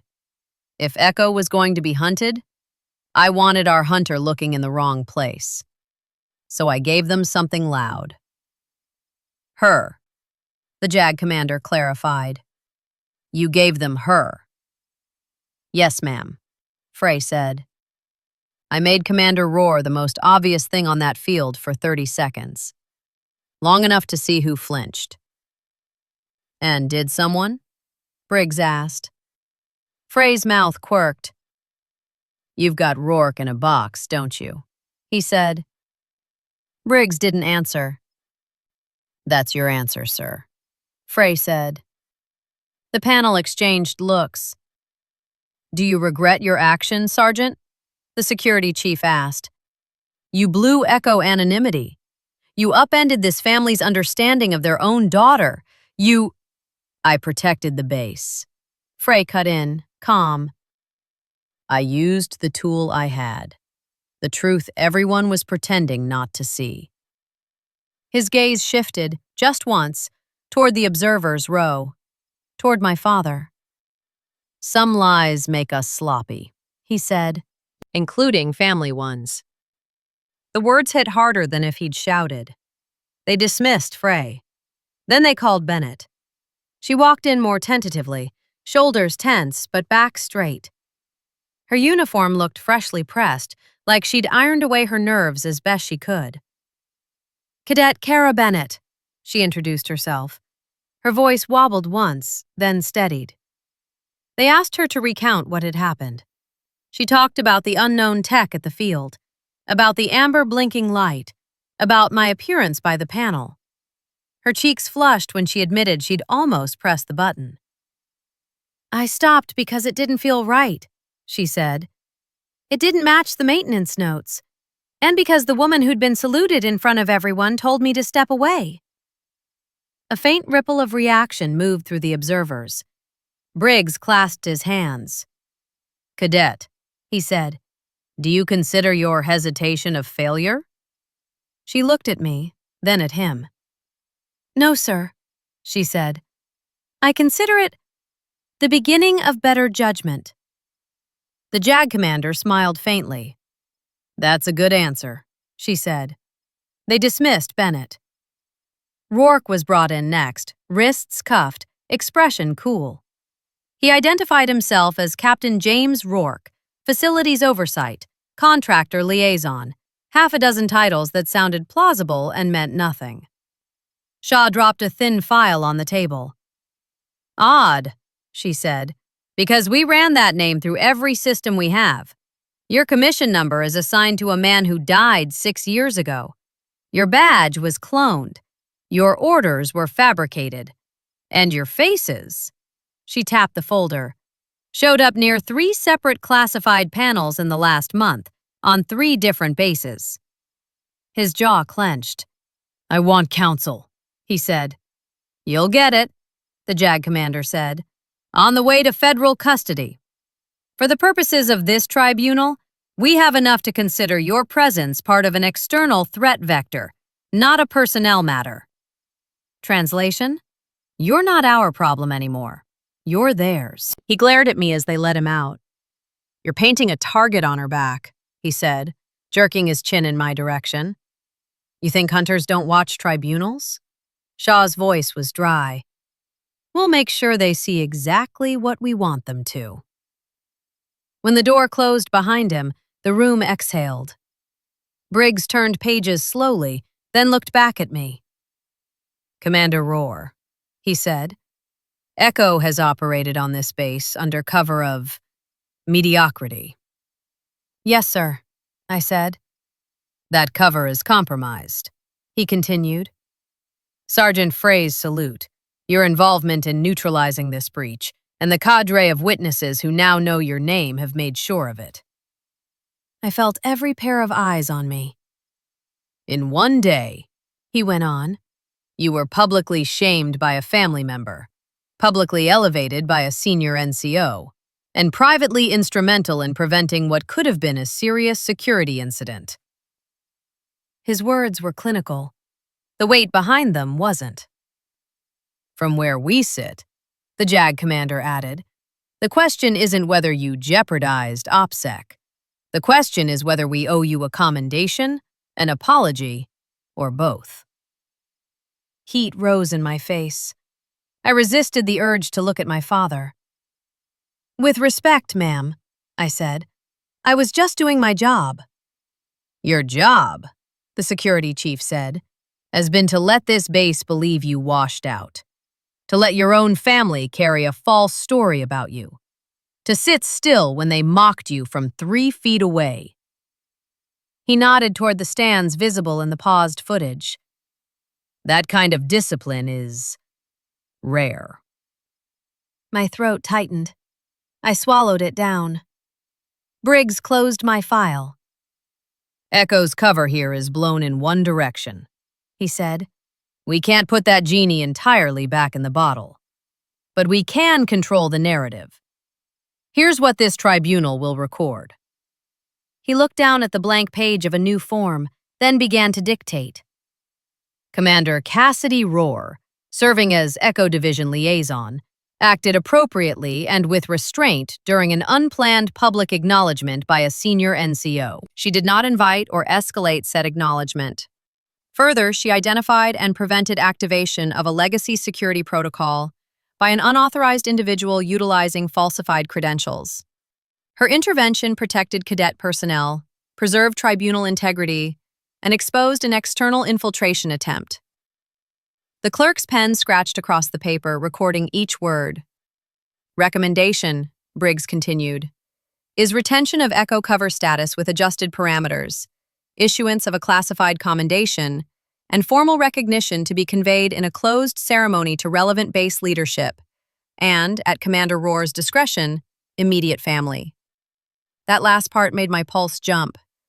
"At my discretion, sir?" I asked. "Yes," he said. "You can keep letting them think you're a ghost, or you can open the door a crack." His gaze flicked to the observer's row. "Either way, this base owes you something better than whispers." He looked at Shaw. "Major, anything to add?" "Yes, sir," she said. "Echo stands by Commander Roar's judgment. We also request that Cadet Bennett be assigned supplemental security mentorship, rather than punished for almost being used. We don't scare the next generation into freezing. We teach them to see." Briggs nodded. "Approved." He lifted the gavel. "This tribunal finds no fault with Commander Roar," he said. "On the contrary, we recognize her actions as exemplary given the constraints. This record will be sealed at the classified level. Session adjourned." He brought the gavel down. The sharp crack of wood on wood echoed in the room. For a second, no one moved. Then something unexpected happened. Briggs stood. The JAG commander rose beside him. The security chief followed. Shaw got to her feet. Across the room, Frey, who had slid back into the observer row unobtrusively, stood, heels clicking. Kent and Hughes straightened by the door. Bennett, wide-eyed, scrambled up. One by one, the people in the room rose from their chairs, some out of protocol, some out of respect, some because sitting felt wrong. In the observer's row, Mom stood slowly, hand over her mouth. Adam rose more quickly, chin high, eyes bright. My father hesitated. His hands gripped the armrests of his chair. He glanced at Mom, at Adam, at me. Then, with visible effort, he pushed himself to his feet. Stand. Not a parade ground, not a stadium. A closed room, suffocatingly bright, full of classified files and bad coffee. And for the first time in my life, my father was standing for me. My throat burned. I kept my face controlled. "Commander Roar," Briggs said from the front, breaking the moment. "You are dismissed. With thanks." "Thank you, sir," I said. As I turned to go, Frey caught my eye and gave the smallest nod. In the hallway outside, the air felt cooler, quieter. Footsteps approached behind me. "Cassidy?" "Dad." His voice sounded different, less sure of itself, smaller. I turned. He stood there, shoulders not quite as broad as they used to be, eyes searching my face like it held an answer to a question he'd never thought to ask before now. "Can we talk?" he asked. No boom, no bark. Just a man asking his daughter for something he'd never requested. A truth that might change him. The hallway felt narrower with him in it. Same beige walls, same hum of the air vents, same scuffed linoleum under my boots. But now there was the faint smell of his aftershave mixing with institutional cleaner, dragging me back to 100 childhood mornings. "Can we talk?" he repeated. I glanced past him. Mom and Adam hovered a few steps behind, uncertain. Shaw had disappeared into another room, giving me space. The MPs pretended to look elsewhere. "Yeah," I said. "We can talk." We stepped into a side alcove with a vending machine and a narrow bench. The fluorescent light flickered once, then steadied. The air was cooler here, brushing against the back of my neck. He didn't sit. I did, letting the cold metal of the bench soak through my pants. For a second, he just looked at me. Not the quick, assessing scan of a man ready to pounce, but a slower, searching gaze. "You really did all that," he said finally. "Yesterday. Last night. All of it." "Yes," I said. "And you've been doing that for 7 years," he added. "Yes," I repeated. He let out a breath that sounded like it had claws. "I've been telling people you failed," he said. "That you cracked, that you couldn't hack it." "Yes," I said again. There was no point softening it. He winced like I'd hit him. "I'm not used to being the last one to know in this family," he said. "Your grandfather, God rest him, used to brag about how he saw everything coming. Your mother knows what I'm thinking before I say it. Adam tells me his plan's 3 steps ahead." He dragged a hand over his face. "And you?" He shook his head. "You were the one I thought I had figured out. The screw-up, the cautionary tale." I watched him. The man who'd slammed letters on tables and used my name as a warning now looked like he'd just read his own autopsy. "That narrative worked for you," I said. "Gave you a way to put your kids into neat boxes. Golden son, broken daughter.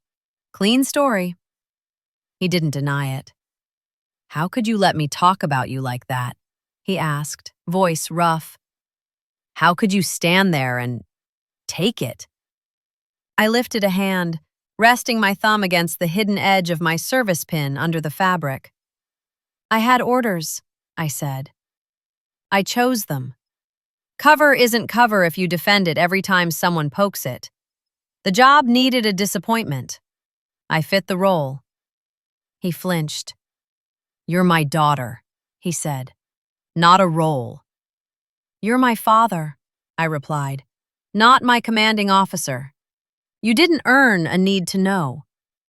He stared at me, hurt flashing, then something like understanding sagging over it. I softened my tone. "I'm not saying that to be cruel," I said.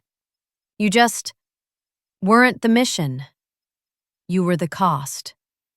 That landed. He sat down heavily beside me. The bench creaked. We sat with our shoulders almost touching, looking straight ahead at the flickering reflection of the hallway and the vending machine glass. "I was proud of you," he said quietly, "when you joined up. Not that I ever said it right. It came out as pressure. Don't embarrass us, don't quit." "Yeah," I said. "I noticed." "When that letter came," he continued, "saying you'd failed to adapt. It felt like someone had shoved a mirror in my face. All the things I'd said you were, there in black and white. I was furious. At you, at them, at myself." He swallowed. "So I doubled down," he said. "I took my disappointment and turned it into a story I could tell at barbecues so it wouldn't eat me alive. She couldn't hack it. She cracked. Not like Adam." He winced again.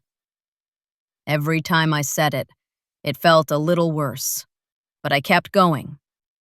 Because what else was I supposed to do? Admit I didn't know my own kid?" I thought of all the nights I'd sat in foreign safe houses, the smell of dust and damp concrete thick in my nose, imagining him back home repeating a script that kept him safe from that exact admission. "Could have tried," I said. "Would have been a start." He nodded, shoulders slumping. "That's on me," he admitted. "You took orders. I took the easy way out." Silence settled again. The hum of the vending machine filled it. Finally, he cleared his throat. "Those officers," he said, jerking his chin toward the tribunal room. "They stood up for you." He let out a short, disbelieving laugh. "Hell, even the sergeant," he added. "Frey. He defended you. I've been waiting your whole life for someone to tell you to sit down and behave. Today, a room full of uniforms basically told me I'm the one who needs to adjust."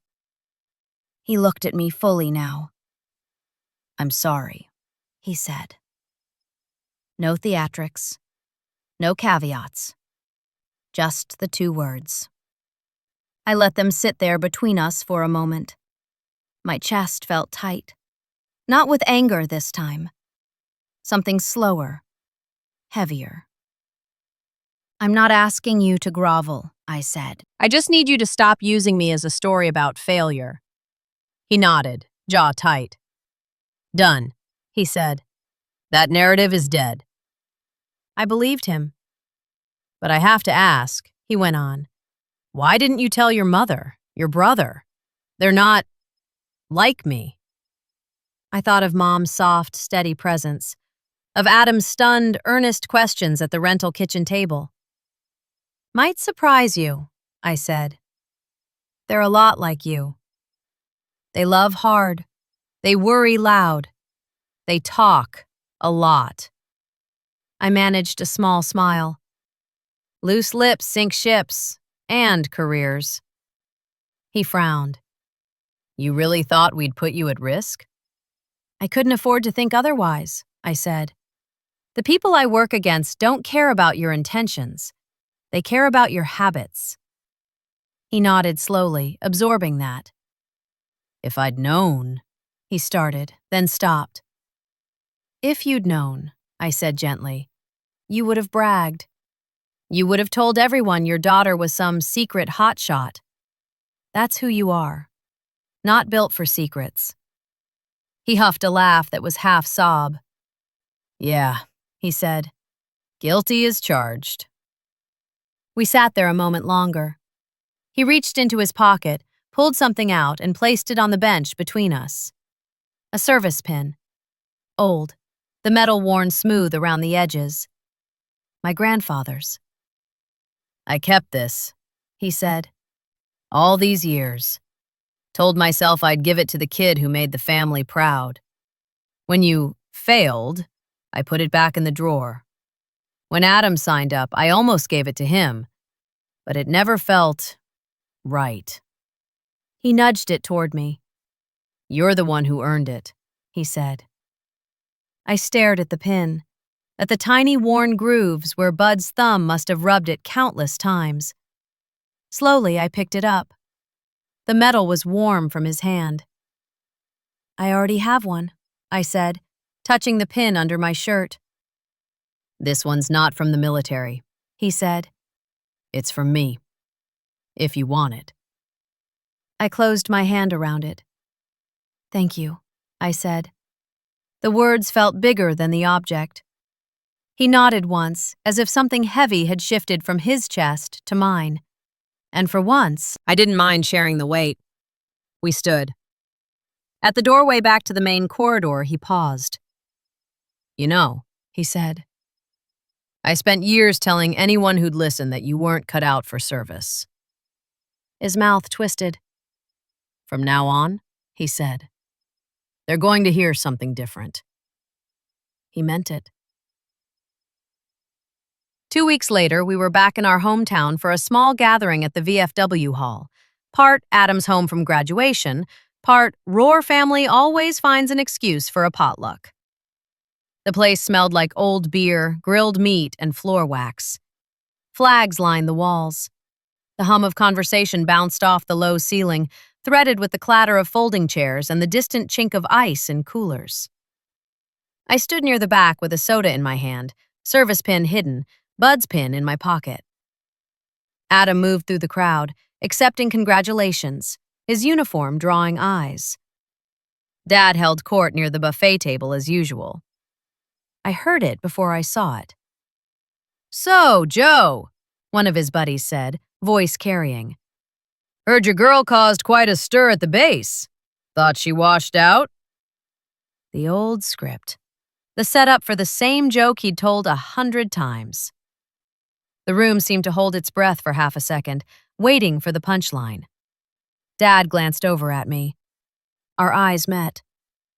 He turned back to his buddy. She didn't wash out, he said. His voice wasn't loud this time. It didn't need to be. People leaned in. She moved on, he continued, to something I don't even have the clearance to brag about. I ran my mouth for years about something I didn't understand. I was wrong. The admission landed like a small earthquake. His buddy's eyebrows shot up. "You're telling me," "I'm telling you," Dad said. "that my daughter serves in ways I don't get to know, and that I'm done talking about her like she's some failure." He lifted his plastic cup slightly in my direction. "I've got 2 kids in the fight now," he said. "One in uniform, one in the shadows. Both roars." "That's all you need to know." A murmur of respect rippled through the group. Heads turned toward me. Some nodded. Some just looked thoughtful. Adam drifted over, eyes bright. "You hear that?" he asked. "Hard not to," I said. "Couple years ago, he'd have doubled down," Adam said. "Now he's running interference for you." I watched Dad laugh at something someone said, but even his laughter was different, looser, less sharp. "People change," I said, "when you give them the truth and the chance." Adam bumped my shoulder lightly with his. "Hey," he said, "you never answered my question." "Which one?" I asked. "The one about why Frey saluted you like that," he said. "I mean, I get the OPSEC part now, but what did that salute mean to you?" I thought about it. The heat, the boot thump, the split second of recognition, the way the entire stadium's assumptions had crumbled in one crisp motion. "It meant," I said slowly, "that even if I never say a word into a microphone, and even if my own father thinks I failed, there are people who see what I do and know what it cost." Adam nodded, considering. "Like an unspoken, 'I see you,'" he said. "Exactly," I said. He grinned. "Gonna steal that for my speech someday." "Get your own material," I shot back, but I was smiling too. Later, when the hall had emptied out and the smell of grilled meat had faded into just old wood and cleaner, I sat on my parents' porch. The night air was cool, carrying the distant hum of a passing car. Crickets chirped in the dark. The porch light cast a soft circle on the worn boards. I pulled out a small notepad and pen. Adam's graduation photo lay on the table beside me, along with a candid I'd snapped of him talking to Kara Bennett when she'd visited the base last week, a new mentorship program Shaw had quietly greenlit. I flipped to a blank page. "If you ever forget who you are, start here." The pen hovered for a second. Then I wrote, "Adam, if you ever forget who you are, start here. You stood up to Dad when he was wrong. You listened when I told you a truth that hurt. You chose to be the kind of soldier who doesn't build his pride on someone else's story. That's your legacy. Not my secrecy, not his shouting. Yours. Cass." I folded the note, slid it into an envelope with the 2 photos, and wrote his name on the front. Inside, in my pocket, Bud's old pin pressed warm against my leg. 3 generations of roars. 3 very different ideas of service. I'd made my peace with mine. As I stood to go inside, Dad stepped out, the screen door squeaking. He leaned against the frame, the porch light catching the lines on his face. "You heading out?" he asked. "Early flight," I said. "Different time zone, same nonsense." He nodded, then hesitated. "I might not ever know what you really do," he said. "Not the details, anyway." "That's the idea," I said. "But I know this," he continued. "They stood for you today. Those officers, that sergeant, that cadet, even this old fool." He gave a small, self-deprecating smile. He tipped his chin at the pin bulge in my pocket. "You don't need my approval anymore," he said. "Haven't for a long time, but you have my respect, for whatever that's worth." It was worth more than he knew. I stepped down off the porch, gravel crunching under my boots. The air smelled like cut grass and night. At the curb, I turned back. Dad, I said. Yeah? The truth, spoken or not. I touched the pin through my pocket. It's always saluted. He stood there a moment, hand on the doorframe, considering that. Then he gave me a short, sharp nod. Then I'll spend the rest of my time making sure I'm saluting the right things, he said. As I drove away, the house lights shrank in the rear view, then blurred into the rest of the town's glow. Out there, my work would go back to being what it had always been. Quiet, necessary, rarely acknowledged. But now, when the nights got long and the missions got ugly, I'd have more than a secret file and a hidden pin to hold on to. I'd have a brother who knew enough to be proud, a father who'd stopped using my name as a punchline, a cadet who'd almost tripped a trap and instead stepped into a legacy. Sometimes the real victories are silent, and the loudest triumphs happen after everyone's stopped clapping. The tarmac shimmered in the heat like it was trying to disappear. Rotors chopped the air in the distance, a low whoop, whoop, whoop that vibrated in my chest. The base smelled like burned rubber, hot concrete, and that special kind of dust that never seems to settle. I stood off to the side near a hangar door, just far enough from the noise to talk. Beside me, Kara Bennett shifted her weight from foot to foot, tablet tucked under one arm, hair yanked back so tight her eyebrows were doing half the work of holding it in place. She kept glancing at the taxiing helo, then back at me, like she was afraid if she blinked, I'd vanish. You don't have to see me off, I said. She snorted. With respect, ma'am, the last time I wasn't somewhere I was supposed to be, I nearly pressed a button that turned out to be a live trap. I think I'll stick close for a bit. Fair, I said.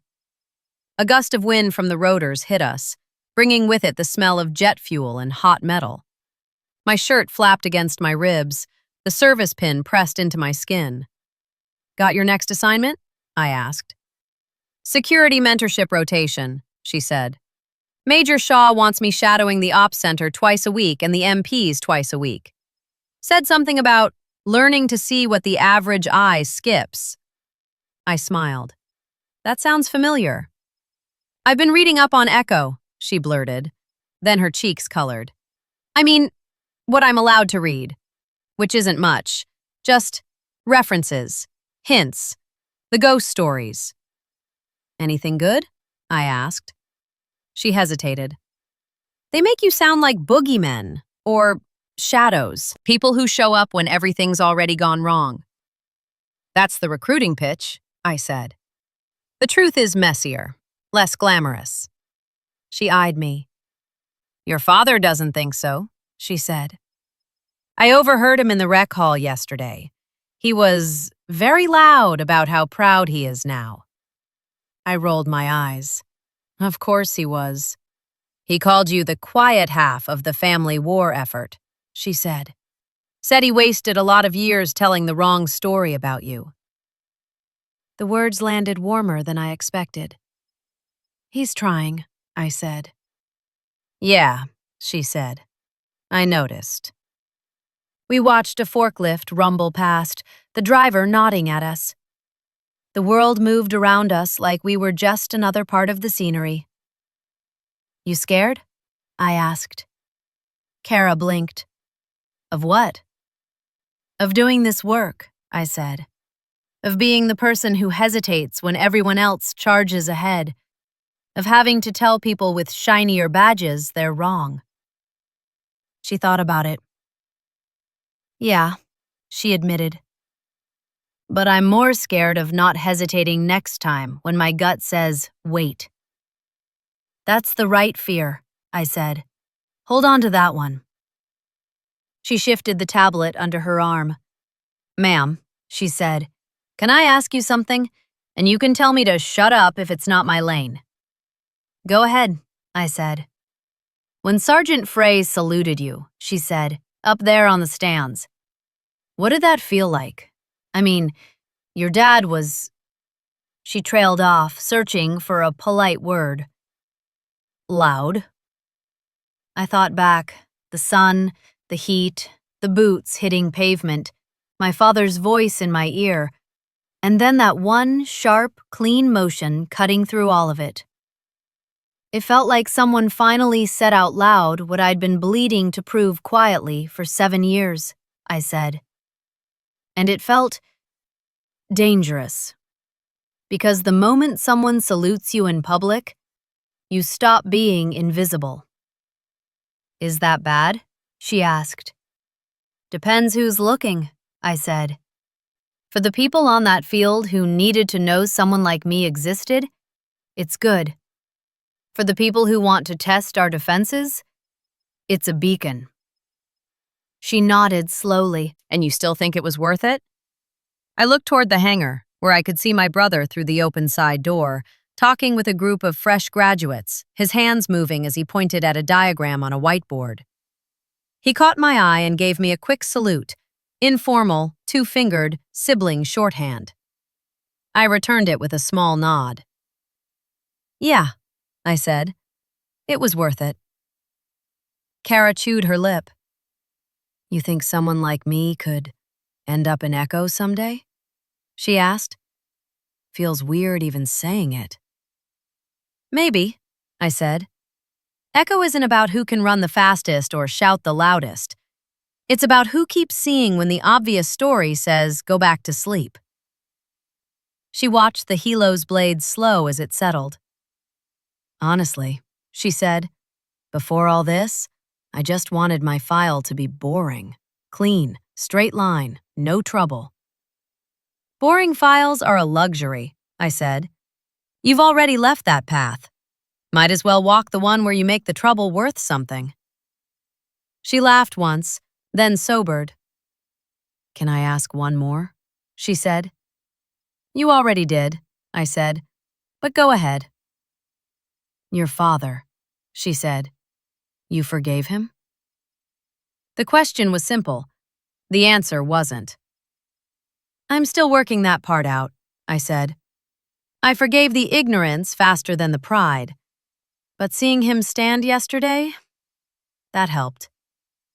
She nodded. You could have gone your whole life without him knowing who you really are, she said.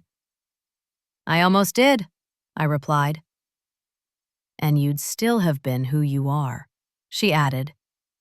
Exactly, I said. We stood there a beat.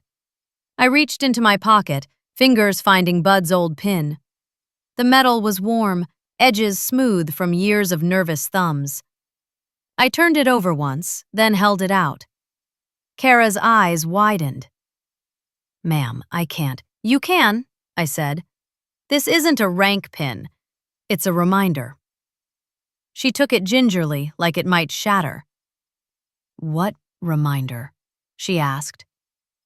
That the loudest story in the room isn't always the true one, I said. That sometimes the person everyone points at as the failure is the only one doing the right thing. And that hesitation, when it's tied to conscience and not fear, is a kind of courage. She closed her fingers around it. The small metal circle disappeared in her fist. I'll keep it safe, she said. Don't keep it too safe, I replied. If you ever meet some kid who's being used as a cautionary tale the way my father used me, maybe hand it off. A slow smile spread across her face. Passing the pin, she said. Silent legacy. Exactly, I said. The helo crew signaled from the ramp. Time. I slung my bag over my shoulder. The strap bit into my hand with familiar weight. Bennett, I said. Yes, ma'am. Next time someone underestimates you, I said, don't waste energy proving them wrong. Just do the work so thoroughly that when the truth finally comes out, they look foolish all on their own. She grinned. Is that what you did? I did my job, I said. Everyone else caught up eventually. I started toward the helo, rotor wash kicking up dust around my boots. Halfway there, I glanced back. Kara stood by the hangar, Bud's pin clenched in her hand, service cap tucked under her arm. She lifted her free hand in a crisp salute, not to me, but to the idea of what came next. I didn't return it. I just gave her a small nod and stepped into the noise. Inside, the cabin smelled like oil, canvas, and the ghosts of 100 other flights. I buckled in, headset crackling to life.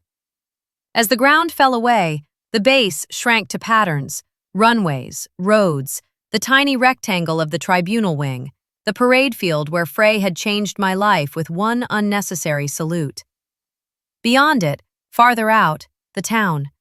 My parents' porch, the VFW hall, the high school where Adam and Lisa would speak next month at a service and truth panel Shaw had volunteered us all for. Different fronts, same fight. The pilot's voice cut through the headset. "You comfortable back there, Commander?" "Always," I said. I looked out at the horizon, hazy and bright, and let myself feel something I hadn't let in fully. Not in the tribunal, not in the rental kitchen, not even on the porch with Dad. Vindicated. Not because a room full of brass had said nice things on classified paper. Not because Sergeant Frey had saluted. Not because my father had finally shut his mouth and opened his eyes.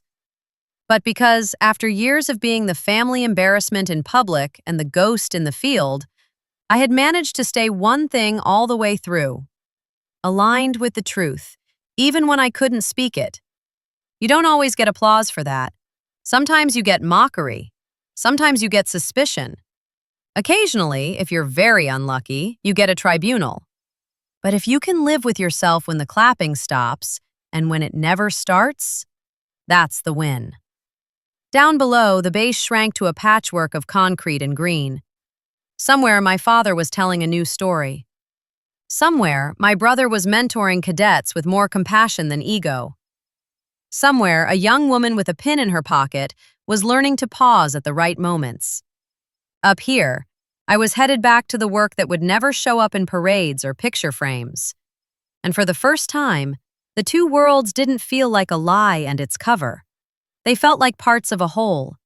Judge no one by the uniform they wear, or choose to hide. The next op bled into the one after it. Different country, different humidity, same smell of jet fuel, sweat, and cheap instant coffee in a windowless room at 0300. We wrapped a deniable extraction, got our asset out, scrubbed our footprints. Command called it a minor intervention, the kind that didn't even get a line in most briefs. For me, it wasn't the mission that stuck. It was the envelope. We were wheels down back in the States when I found it in my personal effects lockbox, tucked inside the one piece of home I kept near me, a battered paperback I pretended to read on long flights. Plain white. My name in my father's handwriting on the front. No return address, no stamps. It had been hand-carried by someone with clearance. Shaw, probably. Or Frey. For a full minute I just stared at it, thumb tracing the familiar loops and angles. Then I opened it. Inside, a single sheet of stationery. The decent kind, the last of Mom's wedding gift box, cream with a faint raised border. The smell of paper and a hint of their house, laundry detergent and old wood, rose up as I unfolded it. Cass. They gave me a form to sign saying I understood I'm not supposed to ask questions about what you do. First time in my life I've ever willingly signed something that told me to shut up.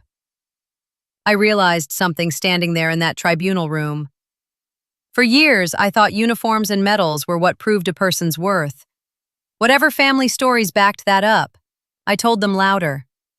Your grandfather's pin on the wall, your brother's certificates on the fridge, my own stories about how things should be. Turns out, I'd been saluting noise. I can't undo the names I called you. I can't take back the times I used you as a warning. What I can do is spend the rest of my days being careful what I stand up for. If you ever decide I've earned it, I'd like to hear about one, just one, of the things you've done that they'll never print. If you never can, I'll understand. In the meantime, know this. When I see a kid get dismissed now, I don't pile on. I look twice. When some loudmouth in the hall starts running down a quitter, I shut him up. When they talk about my son in uniform, I'm proud. When they ask about my daughter, I tell them, she serves where they don't put cameras. You once said the truth, spoken or not, is always saluted. Consider this my overdue salute. Dad. I read it twice. The tiny room felt even smaller by the time I finished. Then I folded the letter back along its creases and slid it behind my service pin in the little tin box I used for things that couldn't show up on any manifest. 2 emblems, side by side. 1 metal, 1 paper. Both earned the hard way. A month later, I went back to the base where everything had blown open, this time for something that sounded almost normal. Panel on Ethics and Service, the email had said. Audience, cadets, junior officers, some civilian families. Speakers, local heroes. I almost deleted it on principle. Hero was a word the job had taught me to distrust. Then I saw the names. Adam Roar, Lisa Fernandez, Cassidy Roar. I could practically hear Shaw's smirk in the subtext. You asked for a different kind of narrative. Start here. The auditorium smelled like school plays again. Dust, stage paint, old sound equipment. Kids shuffled their feet, whispering, the low roar of half-interested young adults waiting to be told not to drink and drive. Lisa took the lectern first. She told her story in clean, unsparing lines. Maple Road, the hit, the lie, the years after. No melodrama, no softening. Silence can be a weapon just as much as a shout, she said. First, they used it to protect the driver. Then I used it to protect myself. It took someone else breaking both silences to let me breathe. Adam went next. He talked about pressure, expectation, what it felt like to be held up as the one who didn't fail in a family with a ghost story baked into the kitchen walls. I thought my sister's story started and ended with quitting, he admitted into the mic. Turns out I'd been saluting the wrong narrative. Now I know better. You can too. Then it was my turn. I stepped up to the lectern in a plain uniform. No dress whites, no ribbons carousel. Just the pin, the name tape, the weight of 1,000 pages of classified reports the crowd would never see. Dozens of young faces looked up at me, some bored, some curious, a few hard in that way kids get when life's already taught them more than it should. I used to think the hardest part of serving was the danger, I said. Running toward the wrong sound, going to places where everything smells like cordite and panic. The room quieted. The hardest part, I continued, was letting people I loved believe I'd failed. Because that's what the job required. My cover story was disappointment. My mission was doing the right thing where no one could clap for it. I didn't talk about echo specifics. I didn't talk about protocols or tribunals. I talked about Kara. A cadet on this base once hesitated in front of a blinking light, I said. Someone else told her pressing it was the right call. Her gut said otherwise. She listened to that hesitation. That pause saved us from a mess that would have swallowed her career and this base's reputation whole. In the front row, Kara ducked her head, cheeks flushed. I smiled. When people tell you courage is charging ahead no matter what, they're giving you half the definition, I told the room. The other half is in the pause. The beat where you ask, is this right? Or is this just loud? I made a point not to look at Dad, but I could feel his attention from the side aisle, standing with the other parents. Some of you will serve in uniform, I said. Some won't. All of you will be asked, at some point, to join in when someone trashes the screw-up in your group. The sibling who didn't follow the plan. The teammate who took an odd path. The quiet one you don't understand. I let that sink in. When that happens, I said, ask yourself, am I saluting the truth, or am I just clapping for the loudest story? Silence. The good kind. I finished with the one sentence I wished someone had handed me on a note years ago. Judge no one by the uniform they wear, or choose to hide. When I stepped away, no one stood. This wasn't a tribunal. There was no gavel. But a handful of cadets came up afterward, one with a stutter, another with scars peeking above his collar, a girl with a rainbow pin hidden under her lapel. Ma'am, one said, my family thinks I'm wasting my scholarship. They don't know what I actually do here. Ma'am, another said, they told me I wasn't leadership material. I'm still here, trying anyway. Ma'am, whispered the third, my brother's like your dad was.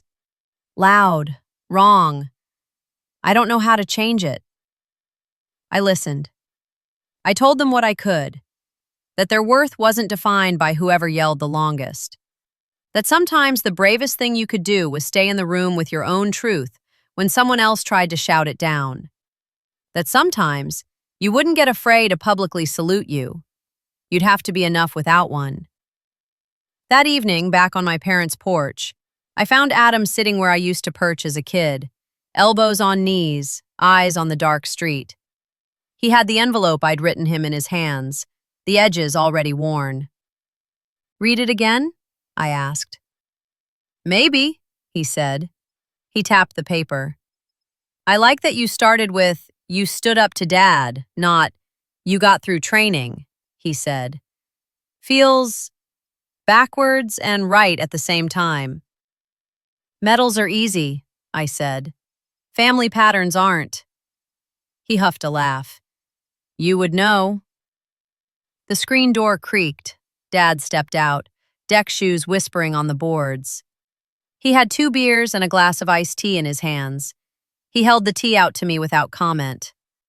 We sat there in a line, me, Adam, Dad, staring at the quiet street. Porch light hummed above. Some neighbor's dog barked faintly. The night smelled like cut grass and someone's overwatered flowers. After a while, Dad cleared his throat. Got a call from the VFW, he said. They want you to come talk. Tell your side of the story. I'm not a halftime show, I said. I told them you weren't for entertainment, he replied. Told them if they wanted to hear from you, they had to sit with both stories. Mine and yours. The old lie and the new truth. I blinked. You did? I asked. He nodded. Got quiet on the line real fast. We sat there with that. He took a swallow of beer, then looked at me. You still angry with me? He asked. Sometimes, I said. Honesty was its own discipline now. Less than before. He nodded. I figure that's fair. I've got enough years left to keep working on the ratio. We fell into silence again. A car drove past. The driver lifted a hand in a lazy wave. Dad waved back. You leaving again tomorrow? He asked. Yeah, I said. Different base, same job. He considered that, then grunted. Whenever you come back, he said, this porch is still yours, even if I don't get to know why you're tired. Adam lifted his glass. Same, he said. And if some cadet ever starts mouthing off about a failure sibling, I'm going to make their life interesting. I raised my glass of tea. To interesting lives, I said. The kind that don't fit on a bumper sticker. We clinked. Later, alone in my room, I opened the drawer where I kept the few physical things that mattered. Mom's old watch, Bud's pin, Dad's letter. The tribunal summons with commendation scrawled in a margin by Shaw as a joke. I added one more. A printed photo, grainy, taken from the stadium feed. Frey, mid-salute, sunlight flaring off his brim, my family blurred in the stands behind him.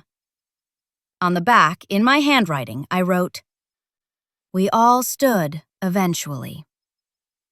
I slid it in with the rest and closed the drawer. Out in the hallway, the house creaked, old wood settling, echoes of a life built on stories that finally matched the truth, more than they distorted it. I lay back on the bed, listening to the familiar sounds. For years, I'd served from the shadows, doing work no one clapped for, letting my father joke about my failure at every cookout. I'd been the black sheep, the dropped-out cadet, the cautionary tale. Now, the jokes had stopped. The work hadn't changed. The difference was simple and enormous. I no longer needed the world to know what I'd done. But the people whose opinions had once cut the deepest finally understood one thing that mattered. When you spend your life saluting the truth, even silently, the day comes when the truth salutes you back. And whether anyone else is watching or not, that's enough.